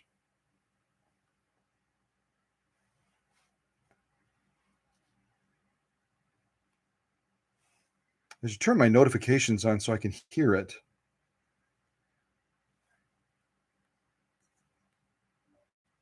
So ringtone notifications, ringtone. I am down there. Oh, a message from Susie, 493 watching.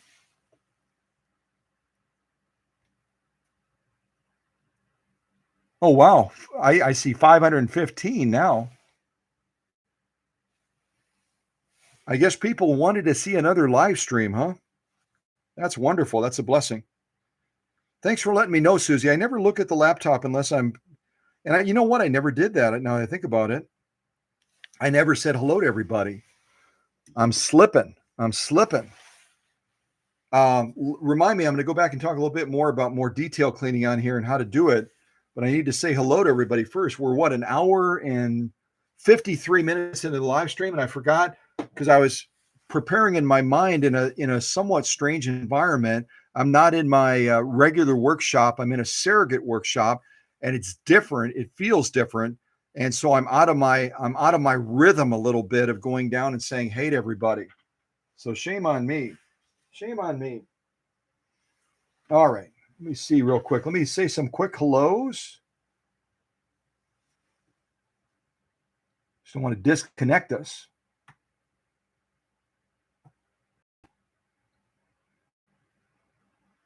I'm going to go all the way to the top if I can do that.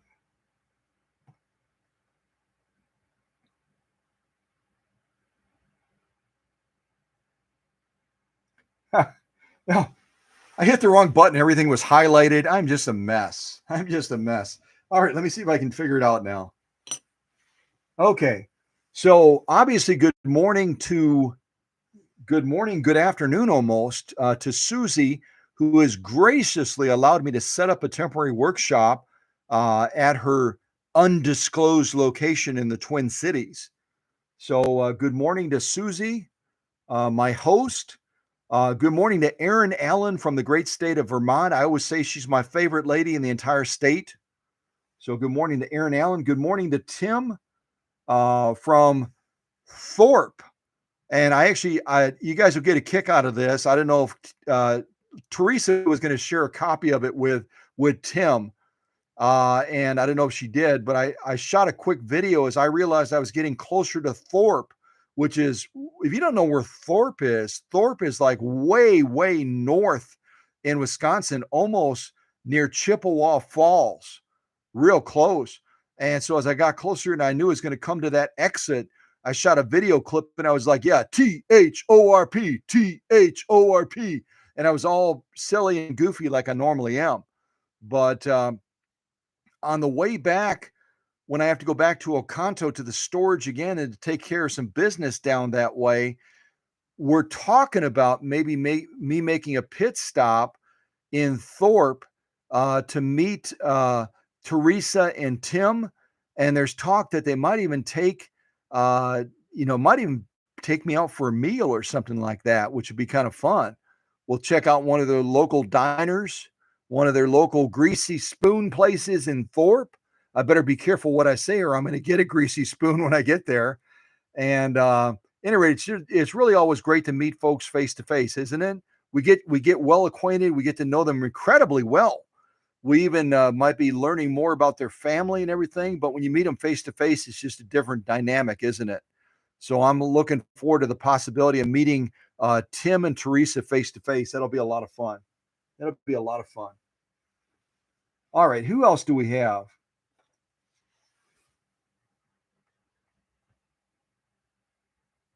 Let's see here. Oh, and I know Teresa had to step away because she's taking care of someone that got hurt. I saw that pop up in the live chat, but I'm going to say hello to Teresa anyway because she might be in the background with the volume up at least, so she can listen to part of the live stream. I don't know. Let's see. Also, hello to Joelle out in California. Joelle, as you'll remember, recently had a machine that belonged to her mom that came all the way to the workshop, did all the magic, and the greatest compliment that I could ever receive probably is Joelle said her mom is now a fan. Her mom is now a fan of the wizard, the former Wizard of Ocanto, now the Wizard of the Twin Cities, apparently. And so it's always great to have Joelle and maybe her mom present as well, which would be really cool. Let's see who else we have. Hello to Candido and Rachel as well. It's always great to have our great friends from New York in the audience. And some of you know a little bit about a little bit of something, and that is that right now Rachel is kind of preparing for a little bit of this and a little bit of that in the medical field. So keep Rachel in your thoughts and prayers as she goes through some medical stuff, to be real vague intentionally. And definitely keep those two wonderful folks out in New York in your thoughts and prayers if you'd be so kind. And particularly Rachel as she goes through some medical stuff, please. All right. Who else do we have? We also have Jenny as well.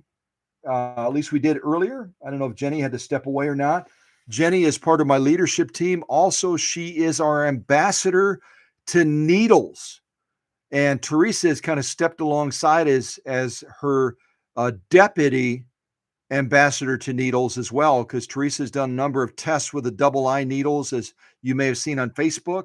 And so those two ladies, if you have questions about needles, if you have questions about matching needles with thread, all that kind of stuff, reach out to them. And if they don't know, they'll let you know they don't know, but they'll probably try to find out for you as well. And remember, another great resource for information on needles and thread is the threadexchange.com. The threadexchange.com is a wonderful source. And they have very knowledgeable people on their staff as well. You can call them, you can get into a live chat with them and all that kind of stuff. And you can ask them their questions. You know, if I'm going to be working with this type of needle, or if I'm going to be sewing this type of material, what would you recommend as far as a needle and thread? Because they deal with it all. They deal with every kind of thread, every kind of needle, whether it's household, whether it's light industrial, whether it's commercial. The threadexchange.com is a wonderful resource. And if someone wants to post that link in the live chat, they may have already done it. But if you want to post that link in the live chat for the threadexchange.com, what a great resource to get answers if one of our ambassadors is not available at the time. Let's see who else we have. Also, hello to Alex Alcas, also out in the great state of California. And Alex sent me a note recently. On behalf of he and his wife, kind of checking on me, find out how I was doing. And I'm going to bring back to my recollection, because I don't get a lot of text messages from Alex. I'm going to bring back to my recollection his wife's name, because he did mention that, so I can acknowledge her. Evelyn and Alex out in California. So I want to thank Evelyn and Alex for recently checking on me and just their thoughtful ways. And again, wishing them the very best with their business that they're beginning to develop, where they're going to be doing a specialty line of clothing for preemie babies. If you didn't know that, you know now. Alex and Evelyn are developing a business that's going to cater specifically to parents that have premature babies and offer a clothing line that's going to be able to accommodate those little tiny souls that are way undersized compared to a normal newborn baby. And I can totally relate to that, because my oldest son was a preemie born at 3 pounds, 3 pounds, 12 ounces. And that sounds teeny tiny, 3 pounds, 12 ounces. And it is. But there were babies born at the same time that were part of, they called it a club. They were born less than a pound. And when they hit 1 pound in the NICU, they had a party to celebrate that baby reaching 1 pound. So 3 pounds, 12 ounces almost sounds like a big boy compared to 1 pound. And those are some of the babies that Alex and Evelyn will be trying to provide a clothing line for. So keep them in thought as they continue to develop this concept. And I joked around. I said, maybe they'll show up on Shark Tank. You never know, right? That would be cool. That would be really cool. All right. Who else do we have? Let's see. I'm going to move back over here again. I'm going to keep scrolling down. Keep scrolling.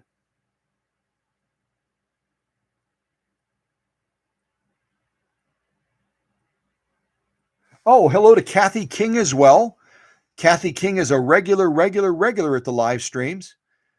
And it's always great to have Kathy King here as well. So let me say good morning to Kathy King. Who else do we have? Oh, Emma. Emma popped in, and she's actually at work today, but she's popping in as she's able. So good morning and welcome to Emma as well. Let's see here.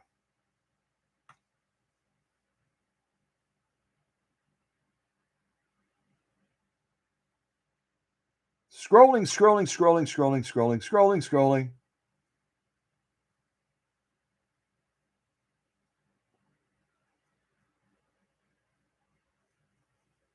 I'm still scrolling. I love seeing how chatty the group is, that you're interacting with each other, that you're sharing with each other, that you're sometimes giving insight to someone on something that they may have asked, which is fabulous. Looks like we also have Chris. Who is this?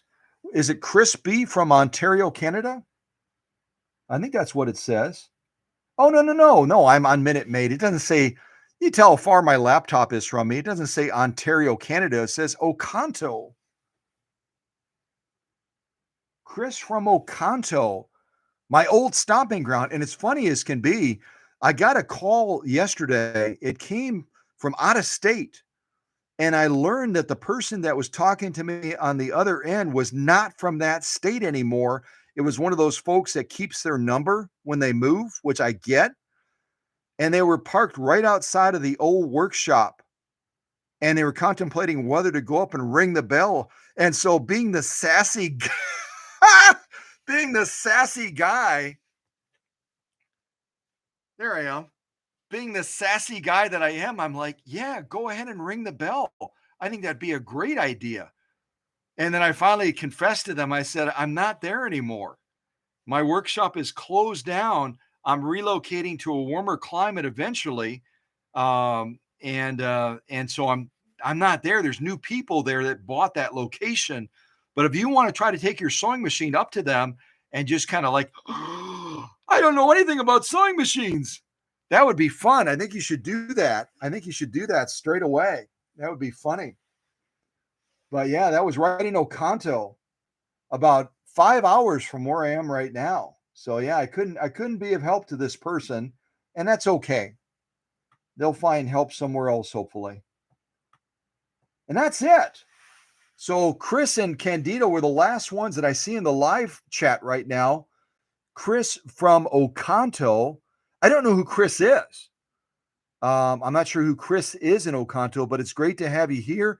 And let everyone at Crivello's, let everyone know at the shop, let everyone know at the candy store, let everyone know at all the other places around Oconto that the Wizard of Oconto says, hey. Yeah, Chris can do that. Chris knows all the people. Yeah, that would be cool. Do that. That would be awesome. All right, let's focus back on this motor now since I was a good boy and I said hello to everybody. Finally,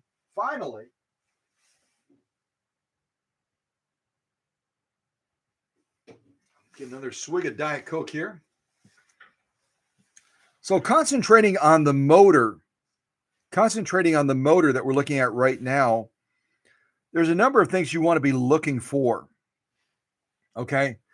You want to be looking at way in the rear, and actually we'll take them out so we can take a closer look. You want to make sure that you're checking motor brushes. Get my big old hand out of the way. We're going to take this little tab out right here and remove that motor brush if we can. Get that motor brush onto there. There's a motor brush on top. There's a motor brush on the bottom. I'm hoping that in my temporary setup, I've got a screwdriver that's short enough that I can get underneath there and take the other motor brush out as well. I think I do. I think I might. I think I do. Let's see here. Give me just a second here.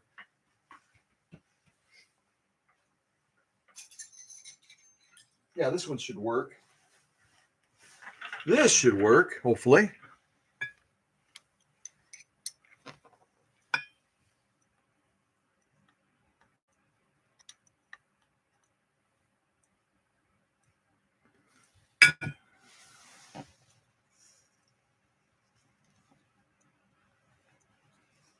That's really stuck. Somebody really cranked that puppy in there. They were like, "Hey, we never going to get this one out again." Yeah, you don't have to. These are plastic caps that hold that motor brush and spring assembly in place. You don't need to crank them as tight as whoever put this in last did. That's way too much. You can actually crack these because they're plastic. I'm going to carefully lower this out. There we go. See, this cap right here is all plastic. You can see it's threaded, and if you crank it in as tight as that person had it, you can actually crack these threads. So don't do that. You just put it in so it's snug. If your machine is on the proper surface and it's running properly, it's not going to generate that much vibration. Not likely. Carefully pull this other motor brush out as well. So these, if you've never seen them before, these are motor brushes. And motor brushes are made, the end here, as you can see from my finger, is made out of carbon. And as the motor is running, the commutator, part of that electrical field, is basically electrifying this carbon through these springs, and it slowly but surely consumes these carbon stacks. And the big deal about motor brushes, because you can buy a lot of these aftermarket, and if you have a mechanical caliper, you can know right away what the dimensions of these motor brushes are. But it's also possible to get motor brushes that are really, really close, but they're just a little bit off in the way they've been made. So they're a little bit too wide or a little bit too tall or whatever it is. And you might have to make some adjustments to them. And the easiest way to make adjustments on these is just to get a little piece of sandpaper. If you slide it into the well and you feel that it's too tight, you can just gently, over a garbage can, go over the edges. If it's tight on this side, to make it a little bit more narrow, check it again like a glove. It should slide in so it's snug, but it slides in freely and you can remove it freely. Then you know it's the proper fit. Also, these have to be serviced periodically as well, along with the commutator. And the best solution to service it with generally is going to be a Q-tip and a little bit of rubbing alcohol. You can certainly use kerosene. Kerosene is actually, as we discovered today in this live stream, has even a higher flash point, so it's even safer to use in proximity to the motor that's electrified. But again, if you leave this open for a couple of hours and just let all that moisture wick out, you can use either one. And rubbing alcohol, especially 91% like we have today, is going to be a little bit more aggressive in eating away at that old carbon that's fused to the commutator, that's limiting or restricting the performance of the motor just a little bit. So I'm going to set these down for right now. We're going to be cleaning those as well. I'm going to grab a couple of Q-tip swabs. I'll just show you the quicker version. And I have a lot more to do with this motor. As you've seen, we've got a bare wire. We've got basically electrical tape holding some contacts together, which is not good. But we're going to do a quick service on this, kind of like we did on Susie's, and just see if we can optimize this motor a little bit more.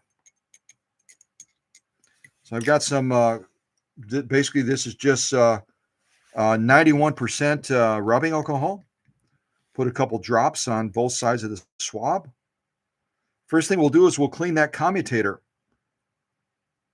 Commutator should be a bright copper, and usually when it's not been maintained properly, like on this one, I don't know if I'm going to be able to show you with the camera or not, but it's got a black film on it, almost like plaque.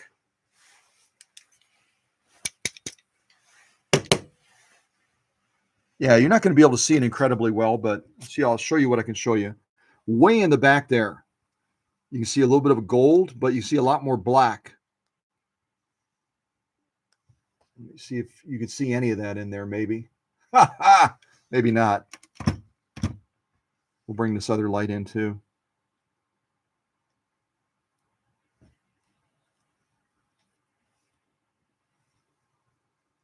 Yeah, it's pretty hard to see it. Pretty hard to see it. Adjust the light over a little bit. You see how filthy that motor is. You just barely catch a glimpse of the commutator. See that down there? These are the stack limitations. Just follow those straight to the back. I might have another light that Susie gave me. Hold on a second. Might have a better light. Oh yeah, this light's 100 times better than mine. Mine's been stuck on the on position, I think, in my pocket. There, now you can see it. So you can see a little bit of gold. That's the copper for the commutator. There's a lot of black on it as well. We got to get that black off as best as we can.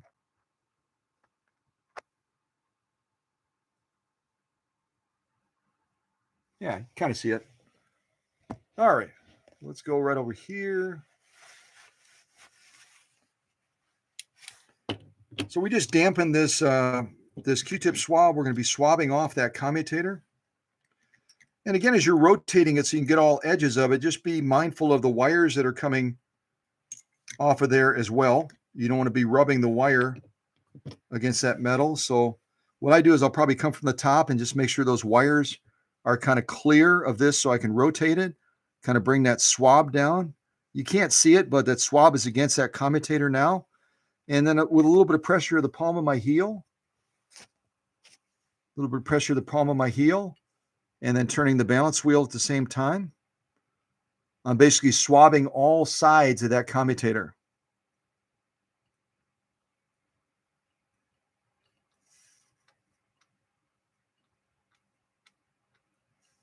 Let's take a little look, see what we got.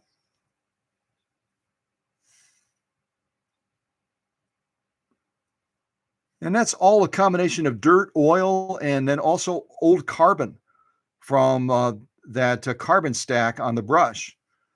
And because it's electrified, it sticks. It sticks to that surface and it just builds up thicker and thicker and thicker. So the more of that you can get off, I'm going to come in this way as well. The more of that you can get off, the better and more efficient that motor is going to run. See, that's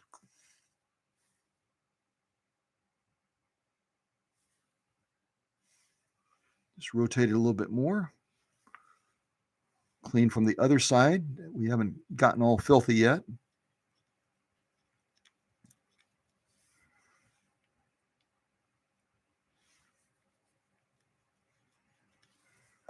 This one we about maxed out, didn't we?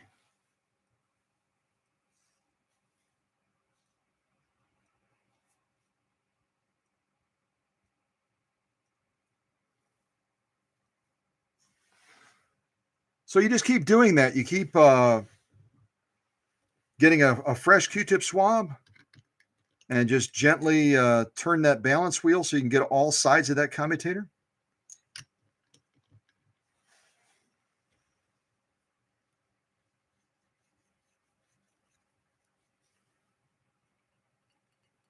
Again, just watch those wires. And I'm going to go in here and do this again off camera. I just want to show you the general cleaning of it. Same thing is true of these lamentations right here. These lamentations rotate inside of the field of the rotors. And so this is electrified as well. You want to swab these off as well. They don't look generally too bad, but I generally, on something like this, I'll use a softer brush. And because of the way the lamentations are compressed together vertically, you want to kind of brush in a way where you're not going to be going against these lamentations and creating any damage. And just with a little bit of brushing, hardly brushed at all. I don't know if you're able to see the difference. Move this light away a little bit. You're able to see the difference in the brightness of these. Move Susie's light over. The brightness of these two right here compared to if I rotate this a little bit carefully.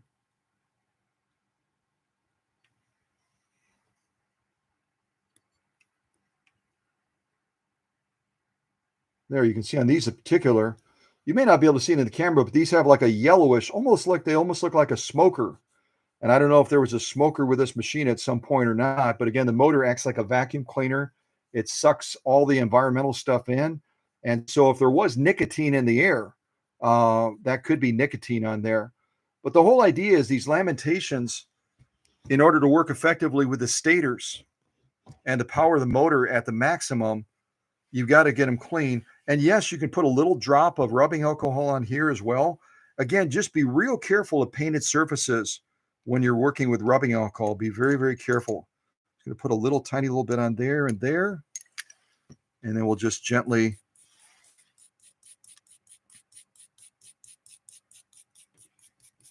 brush. Now, I wish you could be in the workshop and see how much brighter these are just with a little bit. And I'm using a brush set that Susie gave me. Mine are in storage back near Oconto. These are really super cool. Mine just have the big bristles. The ones that Susie found, probably on Amazon, I would guess, have also a smaller set of bristles, which are really, really nice because you can get into tighter spaces, possibly even back by that commutator, and use these bristles to be even a little bit more aggressive against some of that carbon buildup. But a really effective way to clean these lamentations to make sure that you're getting the maximum power output from this 0.5 amp motor.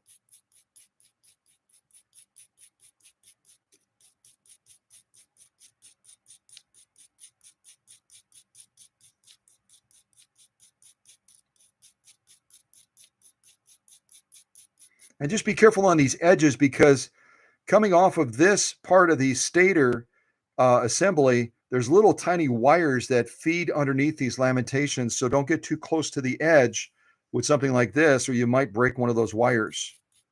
Just kind of be careful.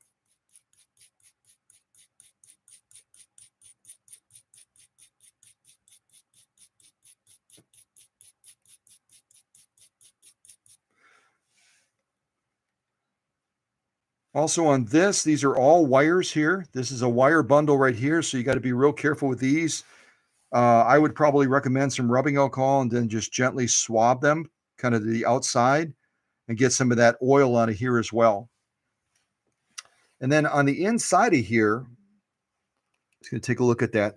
Yeah, that commutator looks much, much better. Just going to slowly work this back in. And again, watch those wires on the bottom and on the top, so you're not crimping them in there or binding them against the motor components.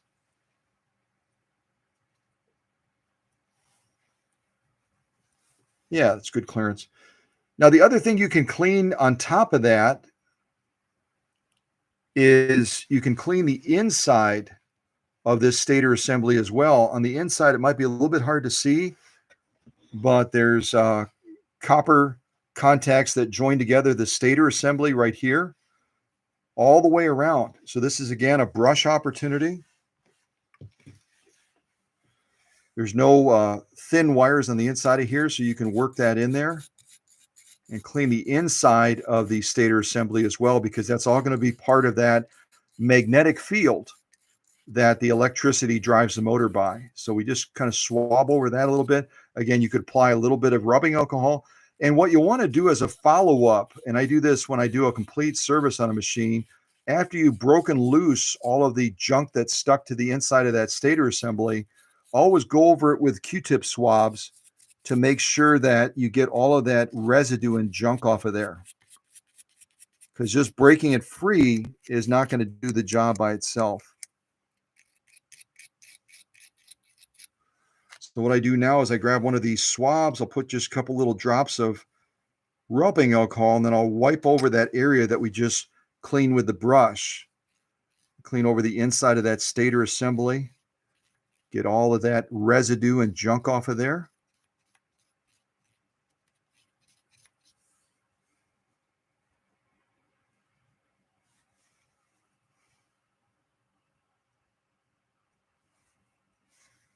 Same thing on this side.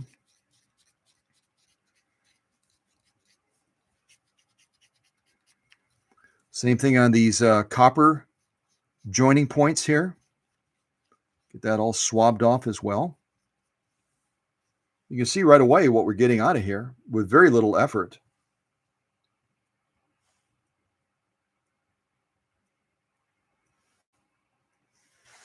Go to a different swab and we'll just keep cleaning this up a little bit. I'm doing this mainly for demonstration right now for you. I'm going to be going back through this motor again and spending about another 2.5 to 3 hours on this motor between rewiring it, getting rid of that electrical tape, and anchoring it properly, making sure those wire contacts are secure, and then also spending more time deep cleaning the motor. The motor is really, if you're going to have a potted motor, you should have a potted motor that's going to be delivering maximum power. Even the little bit that we did, kind of like on Susie's Kenmore, the little bit that we did is going to make a big difference for this machine. Going to make a big difference, and then I'll build on that. You can see all this stuff we've already gotten off of there.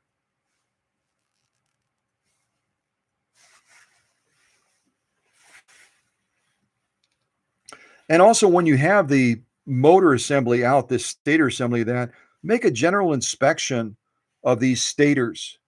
You can see at the factory, this is original factory. At the original factory, they wrap these stators, which is a bundle of wires that go into this stack lamentation assembly and join up with the rest of the motor. But you oftentimes on these potted motors, because all that heat builds up in here, you'll have this special heat resistant tape that will start to fail, and you'll get parts of it that are broken loose. You'll have parts that are missing. So do an inspection around these stators. Make sure that they're in good condition, front and back, because you have stators on the front and the back of this assembly, and just check them out. And again, you can use a variety of different components to repair these. You can find liquid forms that will act like an electrical tape, but you can basically paint it on. It's kind of a quick drying epoxy, but make sure it's heat resistant, because again, this is going to be in a closed environment where a lot of heat builds up. But if you find any of it starting to get kind of fuzzy looking and fraying, while you have it apart, it's a perfect time to retreat this with an appropriate sealant that's going to lock that electrical style factory tape in place. Here on this side, I'm seeing a little bit of wear that might prompt me to do that. If you see on this side over here, starting to show some wear. Right on the side of the stator right here where my thumb is.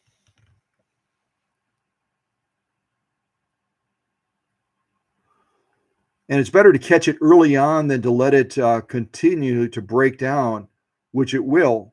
You see on the inside of this stator where my finger is wiggling over there, you see some breakdown on there as well. Better to seal it when you have the opportunity. And again, you'll want to leave this open and let it air dry for probably about 4 to 6 hours before you button it back up, just to make sure that sealant is completely dried. And again, pick something that's going to be oil and heat resistant. You can check with your local hardware store and find an appropriate compound that will be resistant to oil. It'll be resistant to heat. They sell a lot of different forms of that in hardware stores.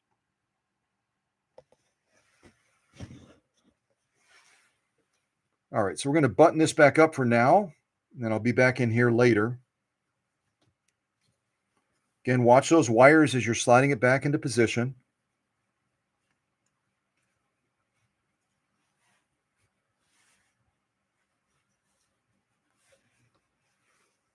Do just a little bit of a turn, make sure that we're free, that we're not rubbing on any of those wires, because these will act like a blade and they'll basically just cut through that wire. If you position that wire in the wrong spot, it'll cut right through that wire.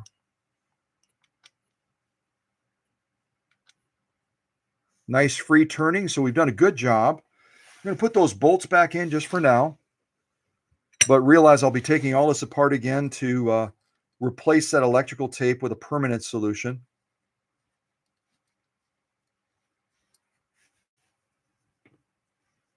Oh, what am I doing? I missed a step. I've got to put our data plate back on. Put our data plate right back there. And we can put our screw in.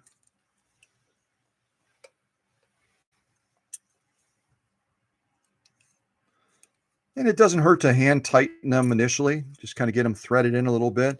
I wouldn't recommend using a power screwdriver on something like this. I would just hand tighten it and then just use a hand screwdriver to tighten it back up. Kind of like those plastic tabs that hold the motor brushes in. We don't want to over tighten this. Give it just a couple of turns here. Get our other one in as well on the bottom.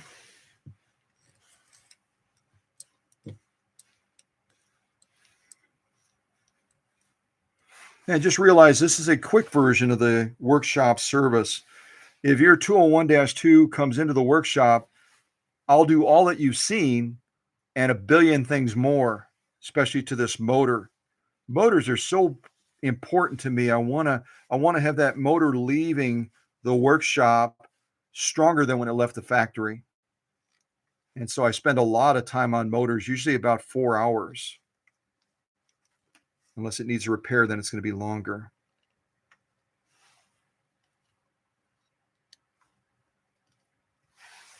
Again, these should be snug, but don't prove how strong you are and over tighten them either.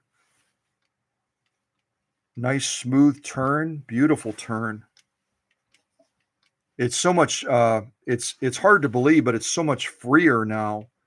Just with a little bit of cleanup that we did, it's just turning beautifully. We'll do a test on it afterwards and fire it up so you can actually hear the motor run. You'll hear it spike up higher than it was. And we haven't even done the rewiring yet and repaired that bare wire that's on the inside of there. Now we're going to do a little bit of quick service on the motor brushes. Why would we go to the effort of cleaning the commutator if we're just going to reintroduce all of this old oil and dirt and loose carbon dust on here? So we take a Q-tip swab and we just quickly go over these, just a light residue of rubbing alcohol.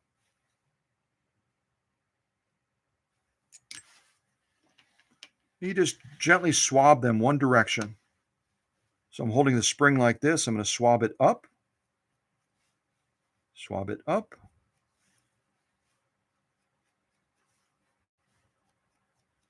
Make sure you get the top as well. You actually notice on the top, there's usually a discoloration where this has been running against that commutator with all the junk that we cleaned off, and it creates a little bit of a hot spot on here. And so you have to wipe this a couple extra times to get that extra junk off of there that fused on. Remember, electricity is like a fusion process, isn't it? Got to get all that stuff off of there. So we've got a nice clean motor brush to go against that commutator, and we're not reintroducing all the junk that otherwise would have still been on that brush.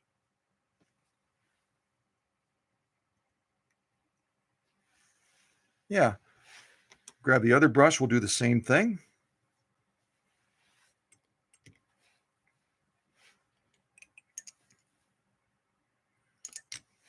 so many service points on this machine. I don't know that we're going to be able to cover. We might have to do part two. We might have to do part two on another. I've got so many 201-2s I'm working on right now. Might have to do part two and show some of the other service points in that one.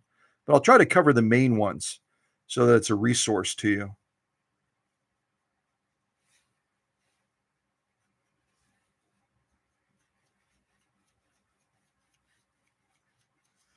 Again, just a little bit of effort, a little bit of time, and look at all the stuff we took off of those brushes.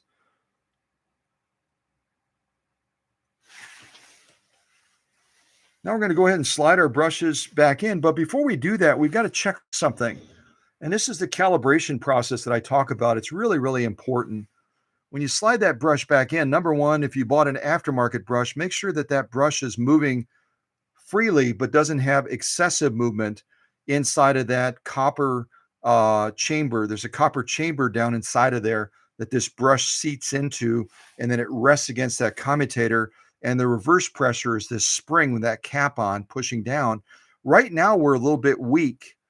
And I can tell that from experience. Right now, as I'm pushing on this and I'm visualizing that cap pushing against the spring, we have one of those occasions where over a short period of time, because of the heat and the electricity, this spring gets compressed and it doesn't have enough reverse tension to push against that commutator so that that carbon stack can be even pressure against the commutator, and you get a nice smooth start and you get nice even power. Right now it's a little bit weak. I can tell that by just pushing this down. So what I'm going to do is I'm going to carefully elongate this spring just a little bit. Over time, they lose their resilience because of the heat. So I'm going to stretch this out a little bit.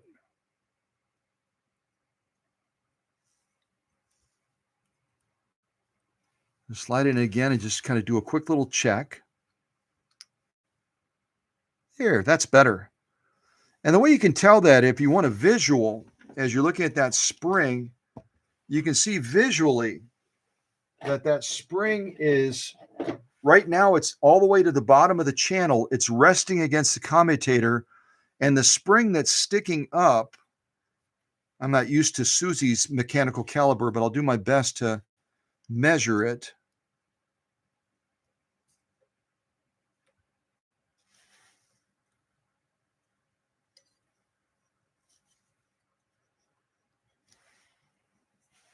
It's going to be a very rough estimate. Maybe if I do it this way, I can get closer.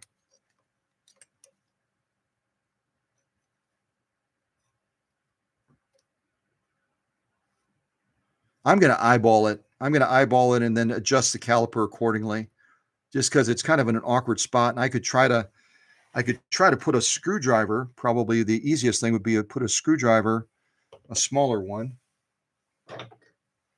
Put a screwdriver right there at the top of that crown.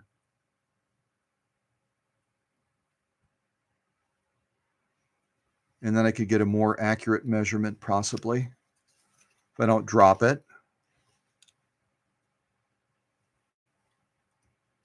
Just below where that cap would screw in, so I know approximately how much spring return I have.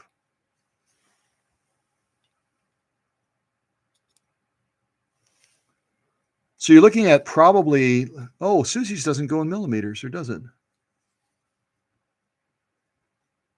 It's going to be right around 6 millimeters. I'm doing the conversion. I don't think that's going to be 12, unless that's millimeters on the bottom. Hold on. I should have looked at this closer before the live stream. Well, let's assume that this is millimeters on the bottom and this is obviously inches on top. You're looking at probably about approximately 6 millimeters of spring that's going to be above once that's making contact with the commutator. The reason we have that extra spring is it's going to give us enough return tension when that cap compresses down to give us a nice even pressure on that commutator. If you ever had a sewing machine where you have to hand start it and you have to turn it and then all of a sudden that motor will engage, that's generally going to be an issue with the calibration of that spring on the motor brushes. It's making uneven pressure, and as that motor is turning, it's breaking that electrical field, and it's not making good contact until that motor gets into locomotion and there's enough electrical field that it basically becomes like an envelope of electricity in there, and then you'll have a good steady flow. But the startup is usually the problem. So we've got that calibrated well right now. I'm going to go ahead and clean the cap as well. Make sure we get a nice clean contact for that spring. And you didn't see me do it, but I always will also just wipe over the springs as well. This spring generally looks like it's very, very serviceable, very good. Get that cap down there and then hand tighten it. And you don't have to ratchet it down as tightly as that person had on the bottom one. Had a lot of trouble getting that out.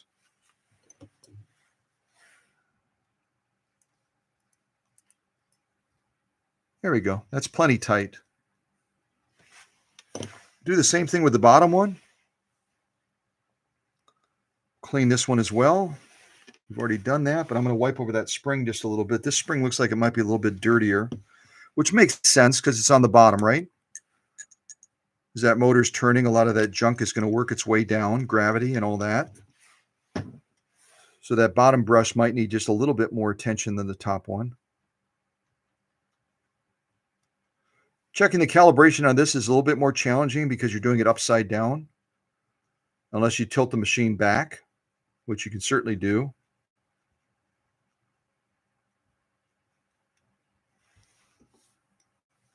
Let's see if we can do this.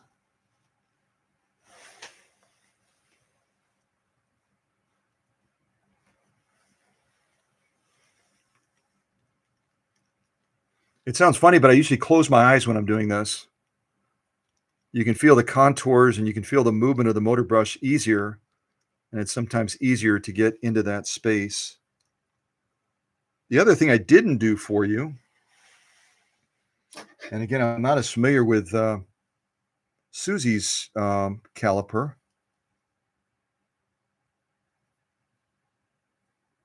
Caliper's really stiff.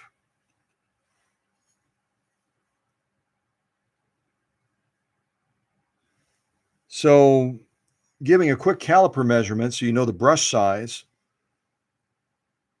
It looks like it's going to be, do I have my light on? Yeah, I do.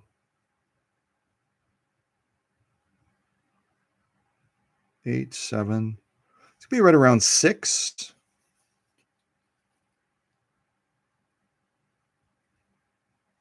I like my caliper better, Susie.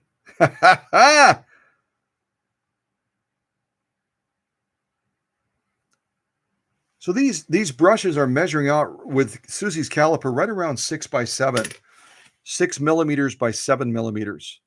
They're going to be comparable almost to a featherweight brush. A featherweight brush is going to be 6 by 6. So they are a big motor brush on this machine. See if I can get that back into position now.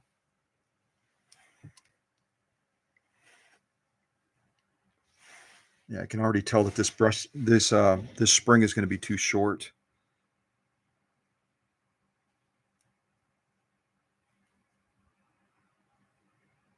There we go.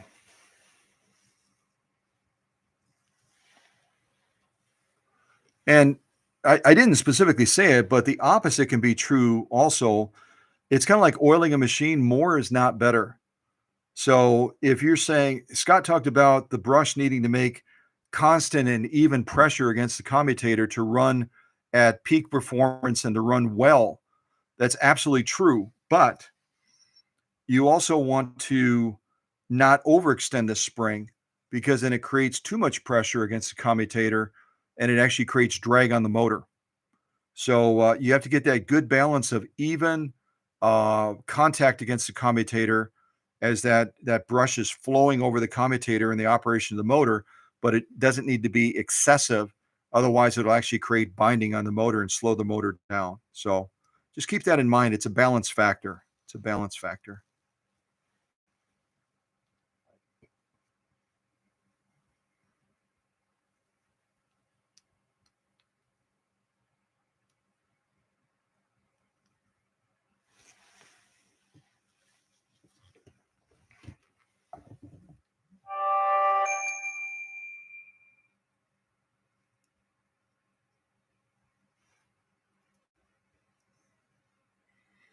And on the bottom of that brush assembly, even with elongating that spring, I can feel it with my finger. My fingers get really attuned to the motor. We're still just a little bit weak on that return on the spring.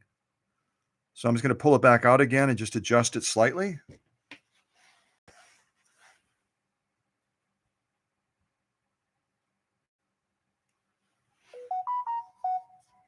And I saw that Susie just sent me a text. And I saw something about Jenny sharing a picture or something. So I'll take a look at that in just a second. Just want to get this other brush back in first.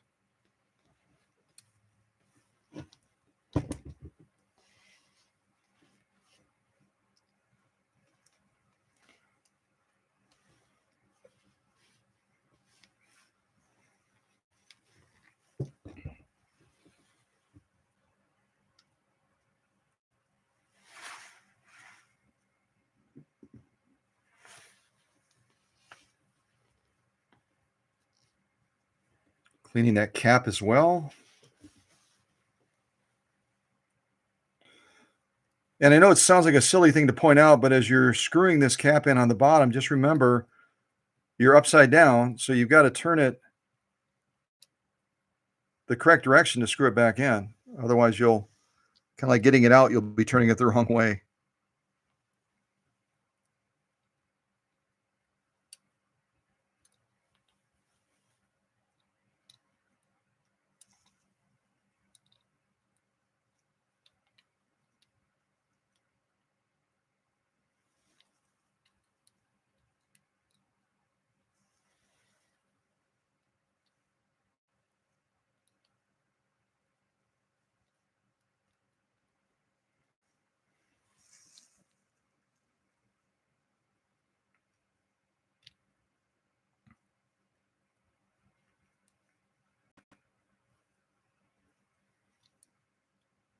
I had it started.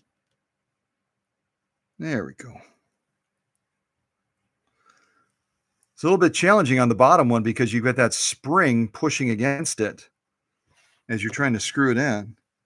And again, get it snug, but don't get it overly tight. Don't get it ridiculously tight because that plastic cap could crack.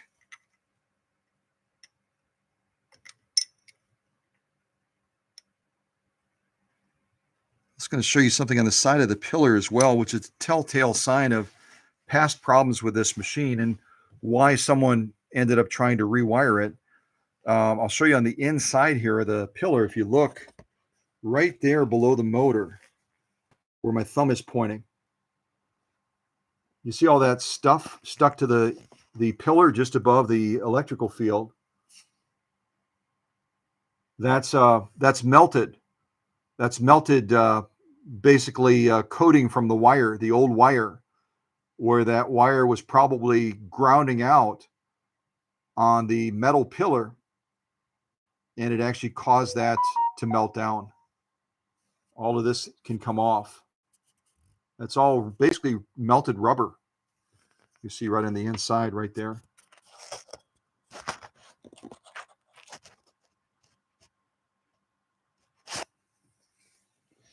Yeah.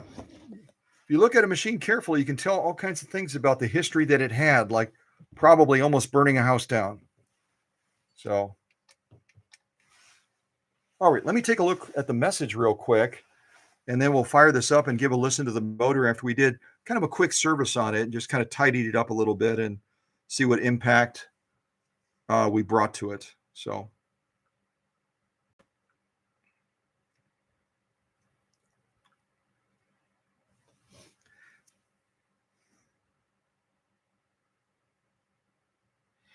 Jenny Folsom just shared this photo of her view watching just now. Jenny said, okay to share with you during this live stream.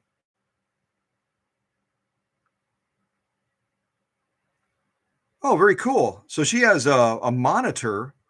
She has a monitor as a backdrop to the 201-2, and she's taking it through some of the same steps that we're doing on this live stream right now. If you can see that in the picture.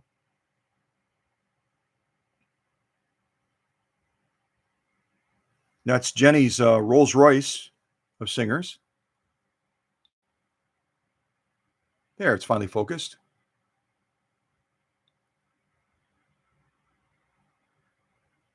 And that's a real smart way to do it, isn't it? Get your machine out and actually take it through some of these same steps. And again, this is a high level service like I did on Susie's Kenmore. But if you ask Susie in the live stream, what does she think of her Kenmore now? And again, we didn't do 100% workshop magic on it. We gave it doses of magic. Ask Susie what she thinks of her Kenmore now, just with a little bit of workshop magic. But that's really cool, Jenny. I'm really glad that you've got yours set up and you're able to go through some of these steps now. Inspect your wiring and look at some of these other aspects of it so you can just get a better feeling for what your machine is capable of doing. You know what I mean? It's just fun to discover that and to celebrate that. So I'm going to move some of these extra things out of the way now. And we're going to just fire this machine up. Then I want to show you some service points on the bottom that are really, really critical. I don't want to end this live stream without showing those to you. Plus, then I get to showcase some more workshop grease that we just created yesterday. I am reserving colors that leaders want. Teresa, Tim's wife, has already been very clear that she wants purple. So purple's off the table. Although there's probably a lot of variations of purple, isn't there? But I just got inspired to make kind of a green. The green isn't even showing up. It's bright green. It's gorgeous green that I mixed last night actually. And this stuff is almost like a leprechaun green. It's almost like a leprechaun green. And we're going to be using this on the bottom of this 201-2 in two areas that are really, really critical. But yeah, I wish you could see the green. Maybe if I shut this light off.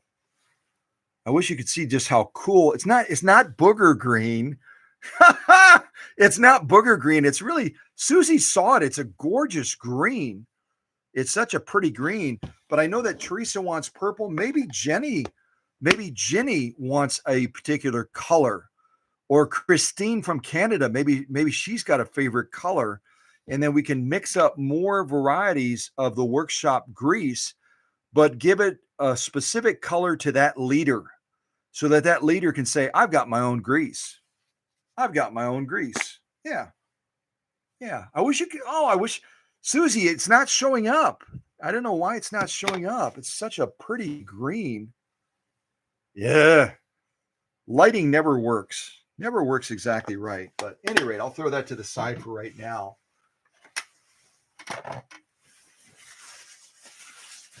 Now let's do our bypass and see if we can fire this motor up real quick. Give it a chance to do a little bit of a dance. And we could be old-fashioned and use a foot controller, but we haven't serviced the foot controller yet, so we'll just do a bypass. See if we can do a quick bypass on this motor.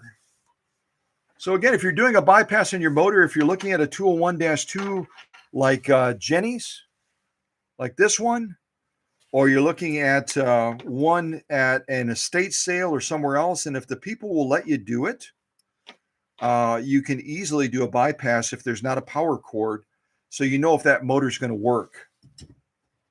A motor assembly like this is all one piece. It's molded together. So if you get a bad motor, you have to replace not the balance wheel, but you have to replace that entire assembly, which also includes the bobbin winding assembly as well. So it's not a cheap thing to do. So it might be helpful to know if it's good or bad. So we're going to connect. Again, this is zones 1, 2, 3 from right to left, 1, 2, 3. And we're going to be connecting to zones 2 and 3 to test this motor after we did just a quick service on it.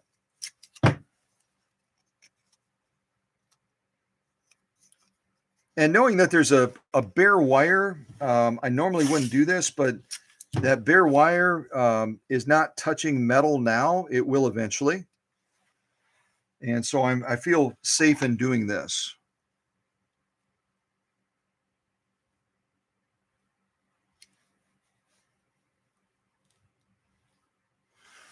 So again, as you're looking at this, if you're joining us a little bit late, as you're looking at the side of your Singer machine, not just a 201, but most Singers, zones 1 and 3. Wait, checking my camera angle. Zones 1 and 3 are going to be for the light. 1 and 2 are going to be for the foot controller, and then 2 and 3 are going to be for the motor. So what we're doing right now is we're doing a bypass to drive the motor without plugging in the power cord or without doing a foot controller. We'll just see what kind of power we have now. Hopefully we have some good power. All right, double check. Nothing's touching. Good.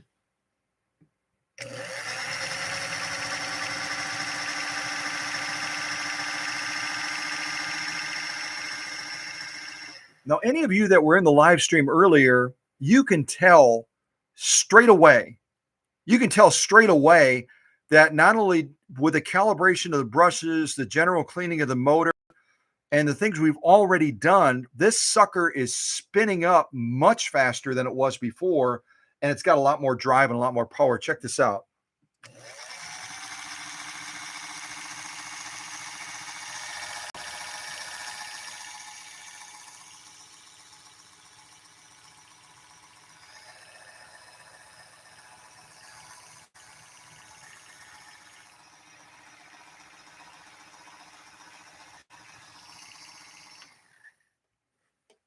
I would say, I'm only guessing, but I would say that we gained almost probably 12 to 15% more speed and more power. And we haven't serviced anything else on the machine other than just doing some touch up on the motor. And if I do another 2 hours of work on this motor, this sucker is going to be a beast. It's going to be a beast when I get done with my process on it. So very, very pleased with that. We already are seeing a noticeable gain in power with a little bit of servicing that we did on this motor. Already that motor is starting to come back to life, and the machine is starting to get closer and closer to greatness. I hope you agree in watching it from where it was to where it is now. It's gained a lot of power and speed already, and we're not even done. Now let's shift a little bit. I'm going to put this cover back on. I'm going to shift this over this way and put this cover back on. I'm not even going to tighten those screws down, the screw here and the screw here, because I'm going to be back into this motor soon enough anyway. The next thing I want to show you is I'm going to turn this machine completely around, and I'm going to show you two areas that are missed quite often. Obviously, there's a service point here as well, and I'm guessing we're going to find quite a bit of nastiness in there. Yep, I see rust and I see everything. Let me grab that brighter light that Susie gave me. That's downright nasty in there is what that is.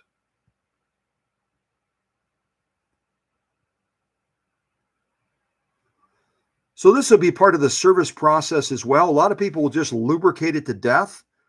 But you can see the pitman arm right here is really, really covered in some heavy lacquer, some heavy varnishing. And all of that will be hand polished. It'll be hand polished as far down, and then I'll service it all the way up from the bottom as well. Get all of that lacquer, all of that varnishing off there. Also, you'll notice if you look real close, right here, we've got a worm gear set. I'm going to point at it, and then I'll show it to you in the light. A lot of people will miss that worm gear set because it's out of sight, out of mind. But that needs to be properly cleaned, and then it needs to get some of that grease on there. Some of that green grease, blue grease, pink grease, purple grease. It's all going to be the same grease. It's just going to have a little bit different color. And some of my leaders, unless they ask me to do it, it's not going to be vanilla flavored or vanilla scented like my grease, my original grease. You might remember that I added vanilla scent to it, like the little drops to it. And it had it made everyone want to go into the kitchen and start baking. Everyone wanted to go in and start baking. But for purposes of visualization, I'll just put a little bit of that green grease on there, knowing that I've got to clean it again anyway. So visualize this all properly cleaned and tidy. We've gotten all of that excess grease off of there, that excess varnishing. See if this light is going to be naughty. All right. I'm going to put the camera like this because I can't do three things here. Go in there and put that grease on there on those gears.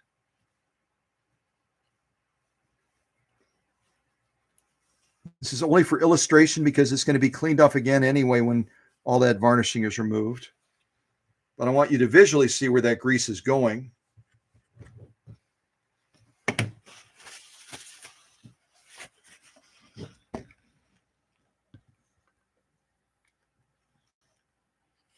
But that gear is missed.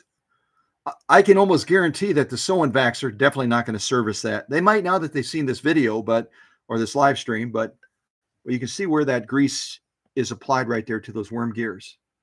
And that's only one of 3 worm gear sets on this machine. We're going to be looking at more of those underneath as well. So hopefully you can see that. Turn it a little bit.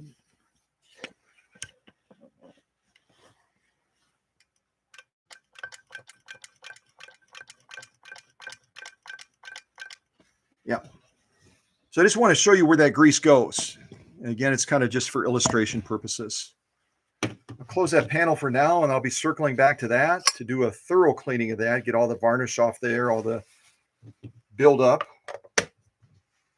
Now we're going to turn the machine completely around, and we're going to be targeting some areas down on the bottom that I can absolutely say with certainty that the sew and vac type environments are not going to be targeting these, but they're so essential. Put this like this. I've got some towels that Susie gave me so I can lay this machine back.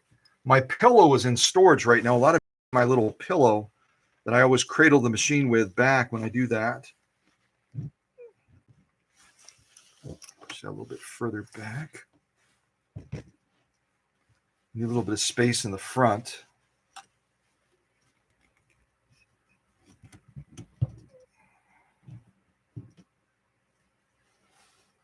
There we go. So let's look at the bottom of this machine first of all, and you're going to see right away what we saw on the inside next to that worm gear on top is indicative of what we're seeing on the bottom as well. This should all be tidied up significantly. You can see all the varnishing on there. And these are all parts that move right here. You can see that. And varnishing and that stuff becomes like glue. And where we saw this machine spin up with that renewal to the motor, the little bit that we did to that motor really brought this machine to life. I hope you could see that.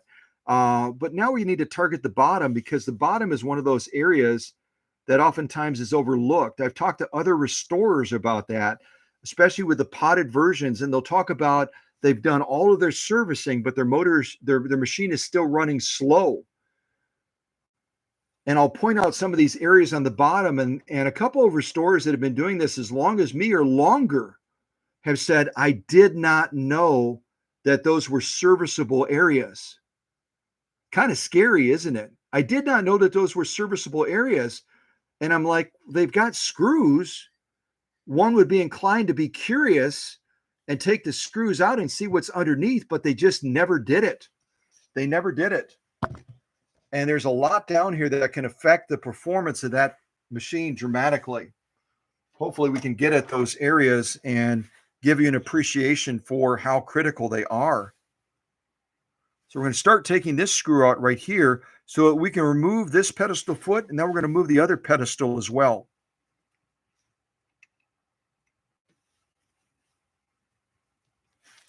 I might have to hit this with my torch, or with Susie's torch, I should say.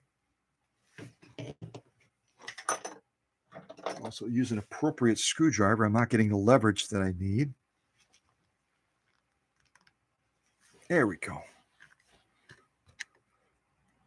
Sometimes I'll grab the wrong screwdriver and I'll really be fighting against something, and then God will whisper in my ear and say, Scott, you're using the wrong tool.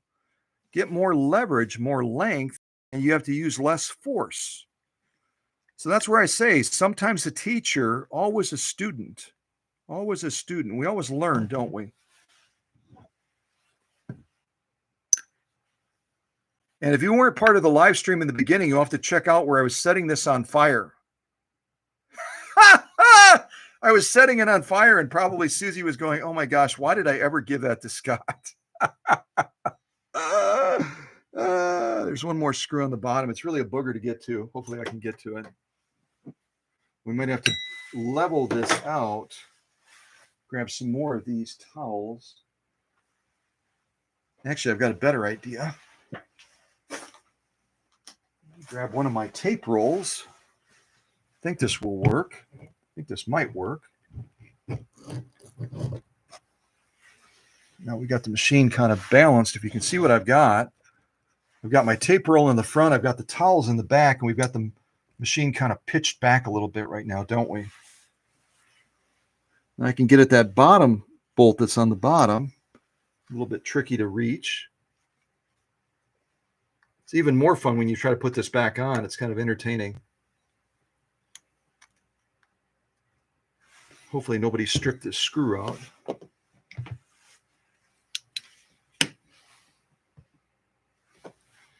These screws over time will become more brittle, and folks will crank on them too hard and they'll crack them.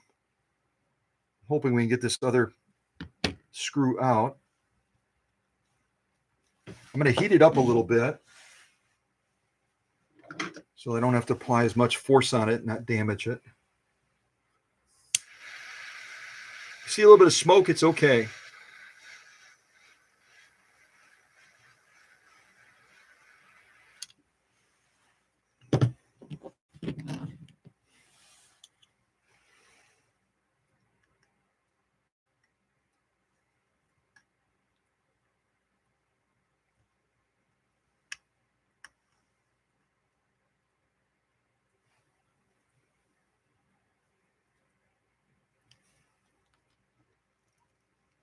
Oh, it's really in there.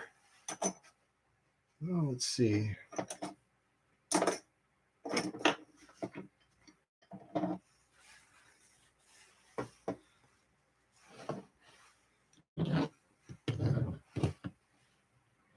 And what you're seeing right now is why sewing backs don't deal with this, because they're like, no, it takes too much time. It takes too much time.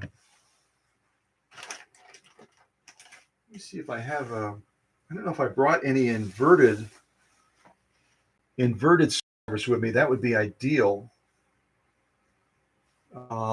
It's basically a curved screwdriver, and it's easy to get underneath the edge of that. Otherwise, I can try to use a ratchet to with a screwdriver on it. Oh, here we go.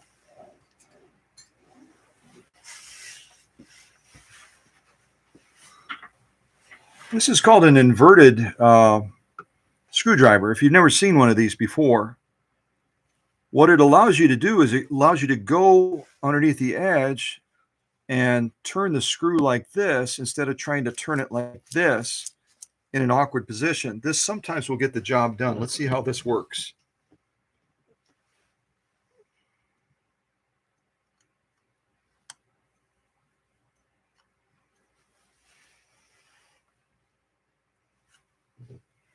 Only problem is some of these are too wide and then they won't fit in the narrow groove.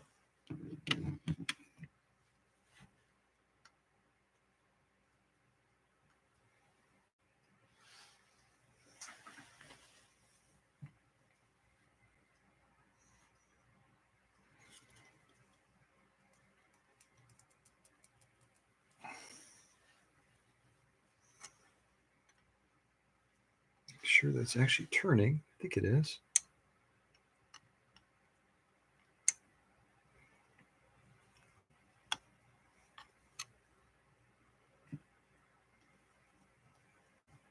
Yep, we got her. Well, it's just a matter of getting that all the way off.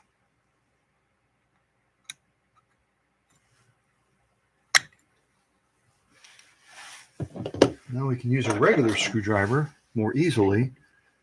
And I'm going to show you because right now you're kind of blind. You're not seeing what I'm seeing. But this is the screw that the little bolt that we're working on getting out right now. Touching it with a screwdriver. See that? You see how filthy this is. See all that junk? Very, very dirty machine. So we're going to work on getting the rest of this screw out. This one right here. And then we'll be able to take this cover off, and you'll be able to see what's so critical underneath there that probably 90% of people miss. Even experienced technicians and servicers of machines that do similar work to what I do, some of them don't even know that it exists. There we go. There's a little bit extra work, but that's okay. So that's that nasty little guy that wouldn't come out right there. And of course, we're going to tidy it up and clean it up and get all those grooves nice and clean so that we can get it in much easier. And then this whole pedestal foot comes off, and you can see what's inside of there.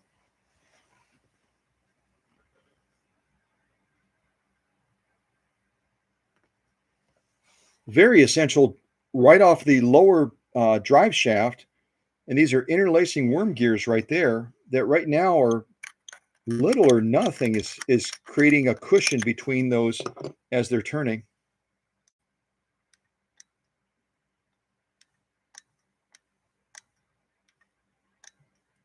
See how naked they are? This whole area right here should be packed out with grease so that there's a reservoir of grease in there to keep these running smooth and silky and to reduce the heat factor. Because when this machine is running full speed, these are spinning at a higher rate of speed than pretty much any other area of the machine. And this metal is slamming against the metal. And what cushion do we have right now? Nothing. We got nothing. We got bare metal against bare metal right now, which is never, ever a good thing to do. Never a good thing to do.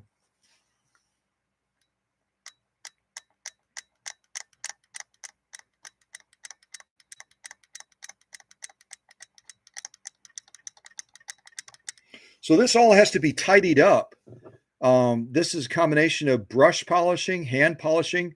I might also use a Dremel to get in certain areas between these grooves so that those grooves are cleaned out as well. The brush may be a little bit more difficult to get in there, although we can certainly give it a go. You know, getting in there with a brush similar to this. I won't use I won't use a brass brush to clean this area. I'll use something that's going to be a little bit more aggressive. I'll show you the three that Susie gave me somewhere. Here they are.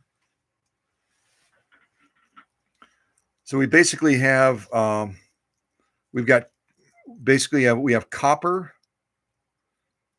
we have metal, wire, and then we have nylon.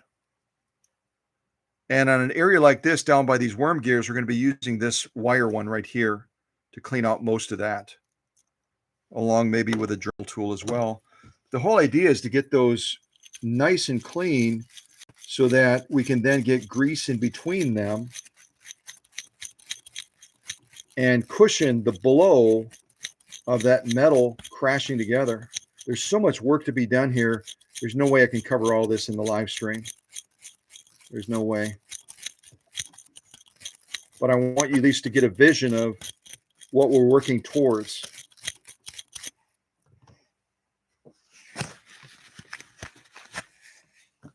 You see the difference already, I think, in coming to form.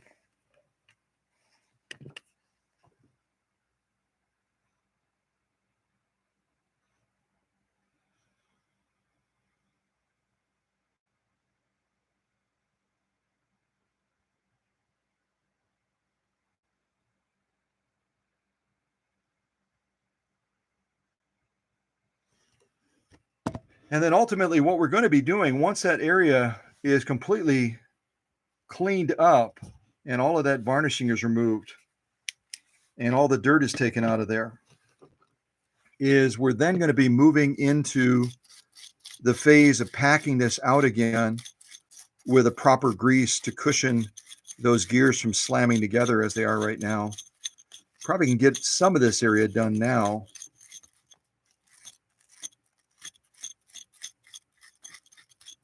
Again, this is going to be something I have to revisit to do the proper thorough cleaning of it once the live stream is concluded.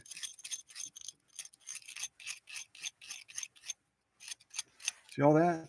Look at this. Begin to see a little bit of shine where all that junk is coming off.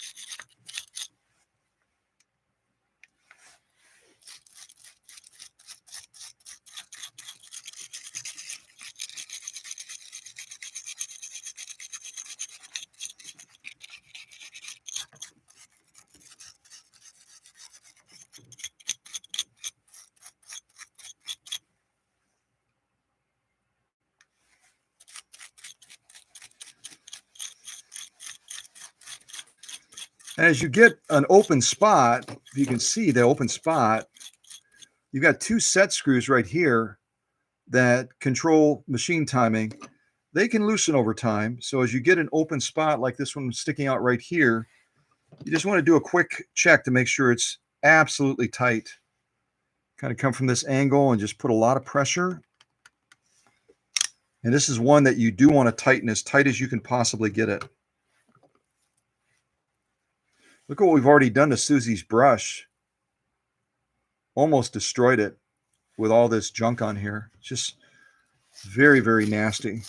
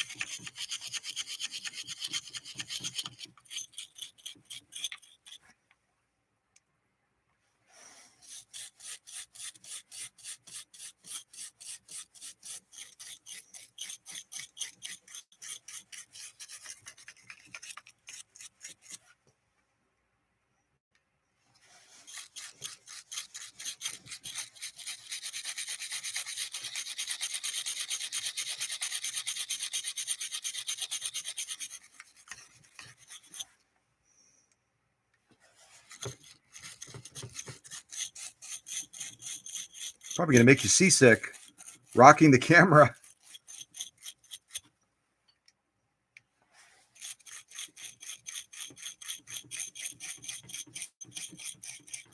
I'm going to give you a visual of this, and you can see, hopefully you can see the difference.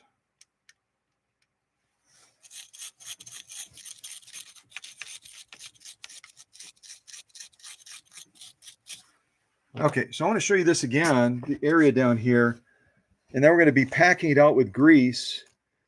Again, this is a shortened, kind of a condensed version, but hopefully you can see the difference now. Look at those teeth. You can actually see the joining points, and you can also see the gapping point as well, where there needs to be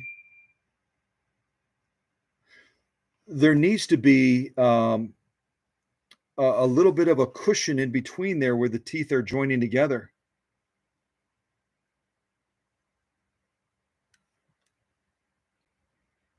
Now, Susie just sent me a text message. She said, is there a reason that you're not using kerosene? The kerosene is certainly used for cleaning and the breaking stuff down, but it's mainly used as a rust inhibitor and as a lubricant. And I'll be going over this with kerosene after we get all of the excess varnishing off, which we're pretty much close to doing right now. The kerosene in this area of the machine is a last step. It's not an immediate step. And I was getting good results with the brush and getting this varnishing to come off, as you can see. So there could have been kerosene. It might have even accelerated it quicker. Well, we got a very good result without using kerosene to break this varnishing down. It came off using this this brush. But as a next step now, we are going to apply kerosene to protect that metal so that it stays clean and it doesn't rust. Looking for the right one here. And again, kerosene has a lasting effect to it that regular machine oil doesn't have. So then we put a couple of drops around here for lubrication and also to keep those gears nice and clean. But think of kerosene almost like an undercoating. It's something that's going to stay there. It's going to be lasting. It's going to interact well with the grease as well. And it's going to protect that metal.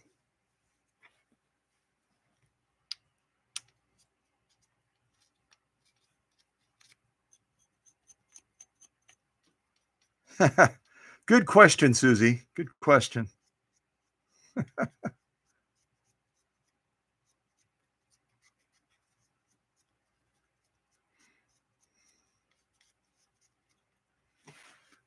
So you can see the wisdom, I guess, in what I did. We got the surface clean, and now we have a nice coating of kerosene on there to protect that metal from rusting. Now we're going to pack this area out with the green leprechaun grease. And then we'll be able to put that pedestal foot back on once we clean it out. But look at the inside of the pedestal foot.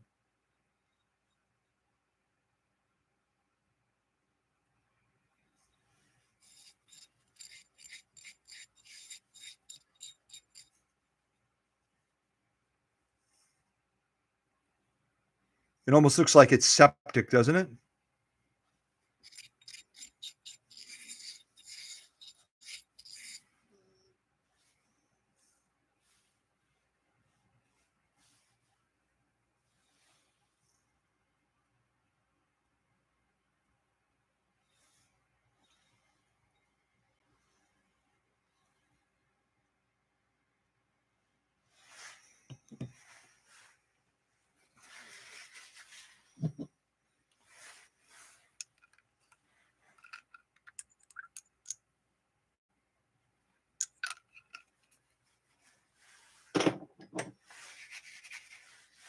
Now, a quick question for all of you watching right now. Is kerosene a high flash point or a low flash point compound? Because we have a lot of gunky stuff down there that will probably come out better if we're able to heat it up. But can we heat it up without risk of a flash? You guys remember from our little experiment earlier?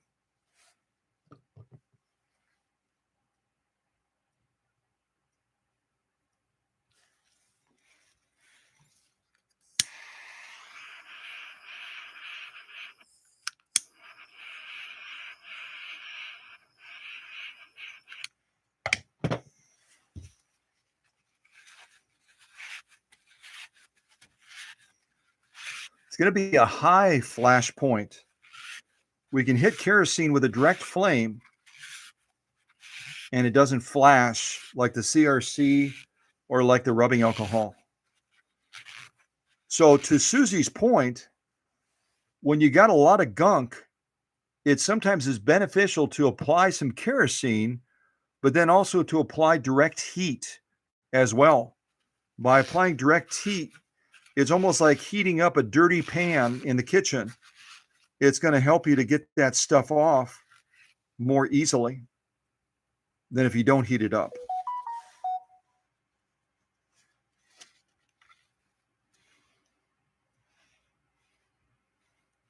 It's not perfect, but you can see how much cleaner it is. Again, our goal is to never reintroduce filth to the sewing machine, just like when we did our little mini service on the motor. You always want to be eliminating the dirt completely so that you're not reintroducing dirt by putting another piece back on or adding a component back to it again. You do it just one more time. It's a quick process. We applied our kerosene. Make sure you grab the right bottle so it's kerosene and not rubbing alcohol. Heat it up a little bit.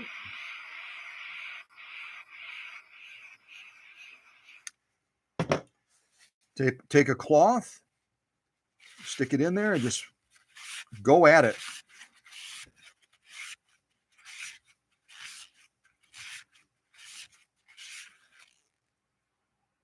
Yeah, we could certainly work on this more. We could also use some dental tools to break some of this down along the edges. But again, the purpose of this live stream is not to show you the final service that I'll be doing on this machine, which will be much more extensive, but to give you some good pointers on what you can do with your 201-2 so that you can really, really see this machine come to life. And if you've never seen the greatness realized before, you can all of a sudden realize the greatness of that machine. So now let's go into Ireland. Let's go into Ireland with this fun green stuff that I created last night. And now we're going to take this chamber right here. And unlike what we found, where it was basically bare and these gears were slamming into each other with no cushion at all,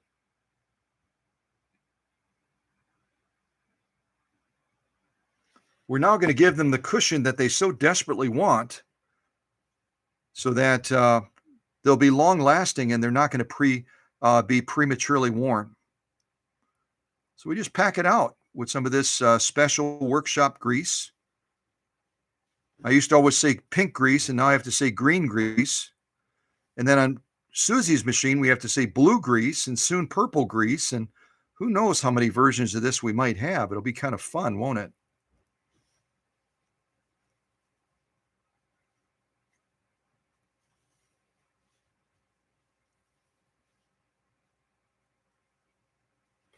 Oops, wrong angle. Back, sorry about that.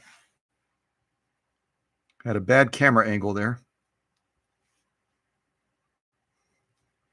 And that well goes up probably a good 7 or 8 millimeters, so keep pushing it in. Keep pushing it in till you can tell that that well is completely filled.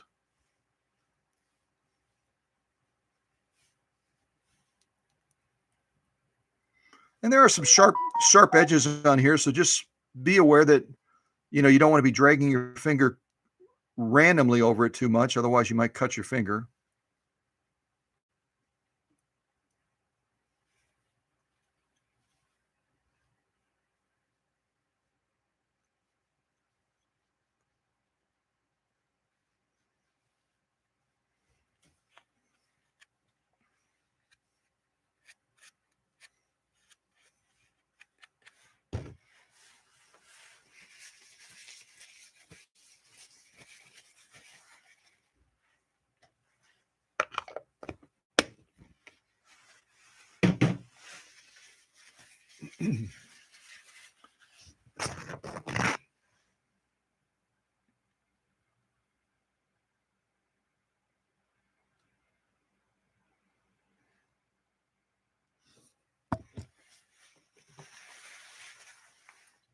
Going to add a little bit more on this right side over here.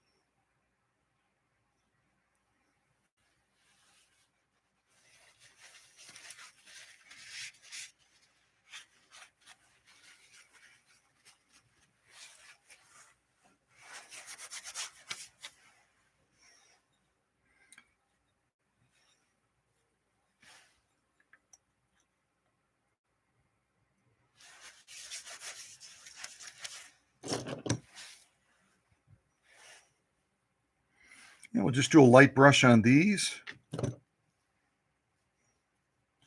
Look what I did to that. It's horrible, isn't it? You can tell that these are they're not designed for really rigorous application. They're great for general cleaning, but these brushes, you can, with a little bit of determination, you can kill these brushes pretty quick. At least I can.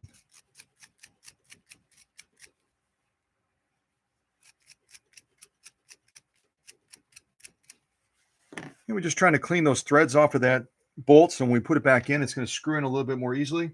And it's always a good idea to put just a little bit of kerosene on the end of a bolt like this when you're reinserting it. It's going to make the threading process generally a little bit easier.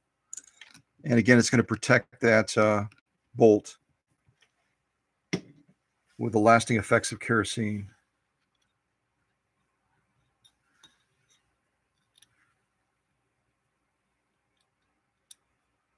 And this is where it becomes entertaining when you're trying to thread these back in, especially on a live stream.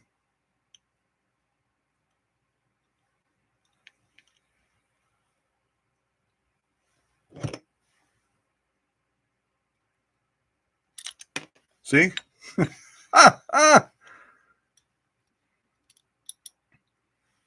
Try to do the...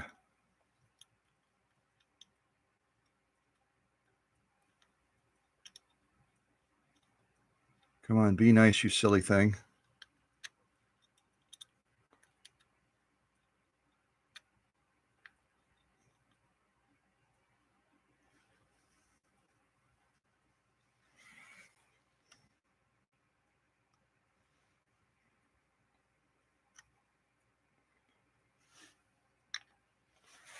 And I usually, when I'm in my own workshop, I will have a mirror that I can use on the bottom. We'll see if there's maybe a mirror over here. Oh yeah, Susie's got a mirror in her dental set. It might make it just a little bit easier for you if you have a mirror similar to this. And then you can see underneath there as you're trying to put that other bolt back in where that opening is. I'll kind of show you on the camera here. See a little opening?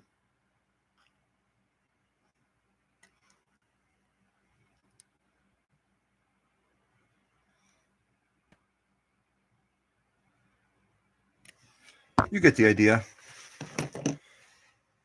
So we'll tidy up this bolt a little bit, put just a little drop of kerosene on there, and see if we can get this in easier than we were able to get it out.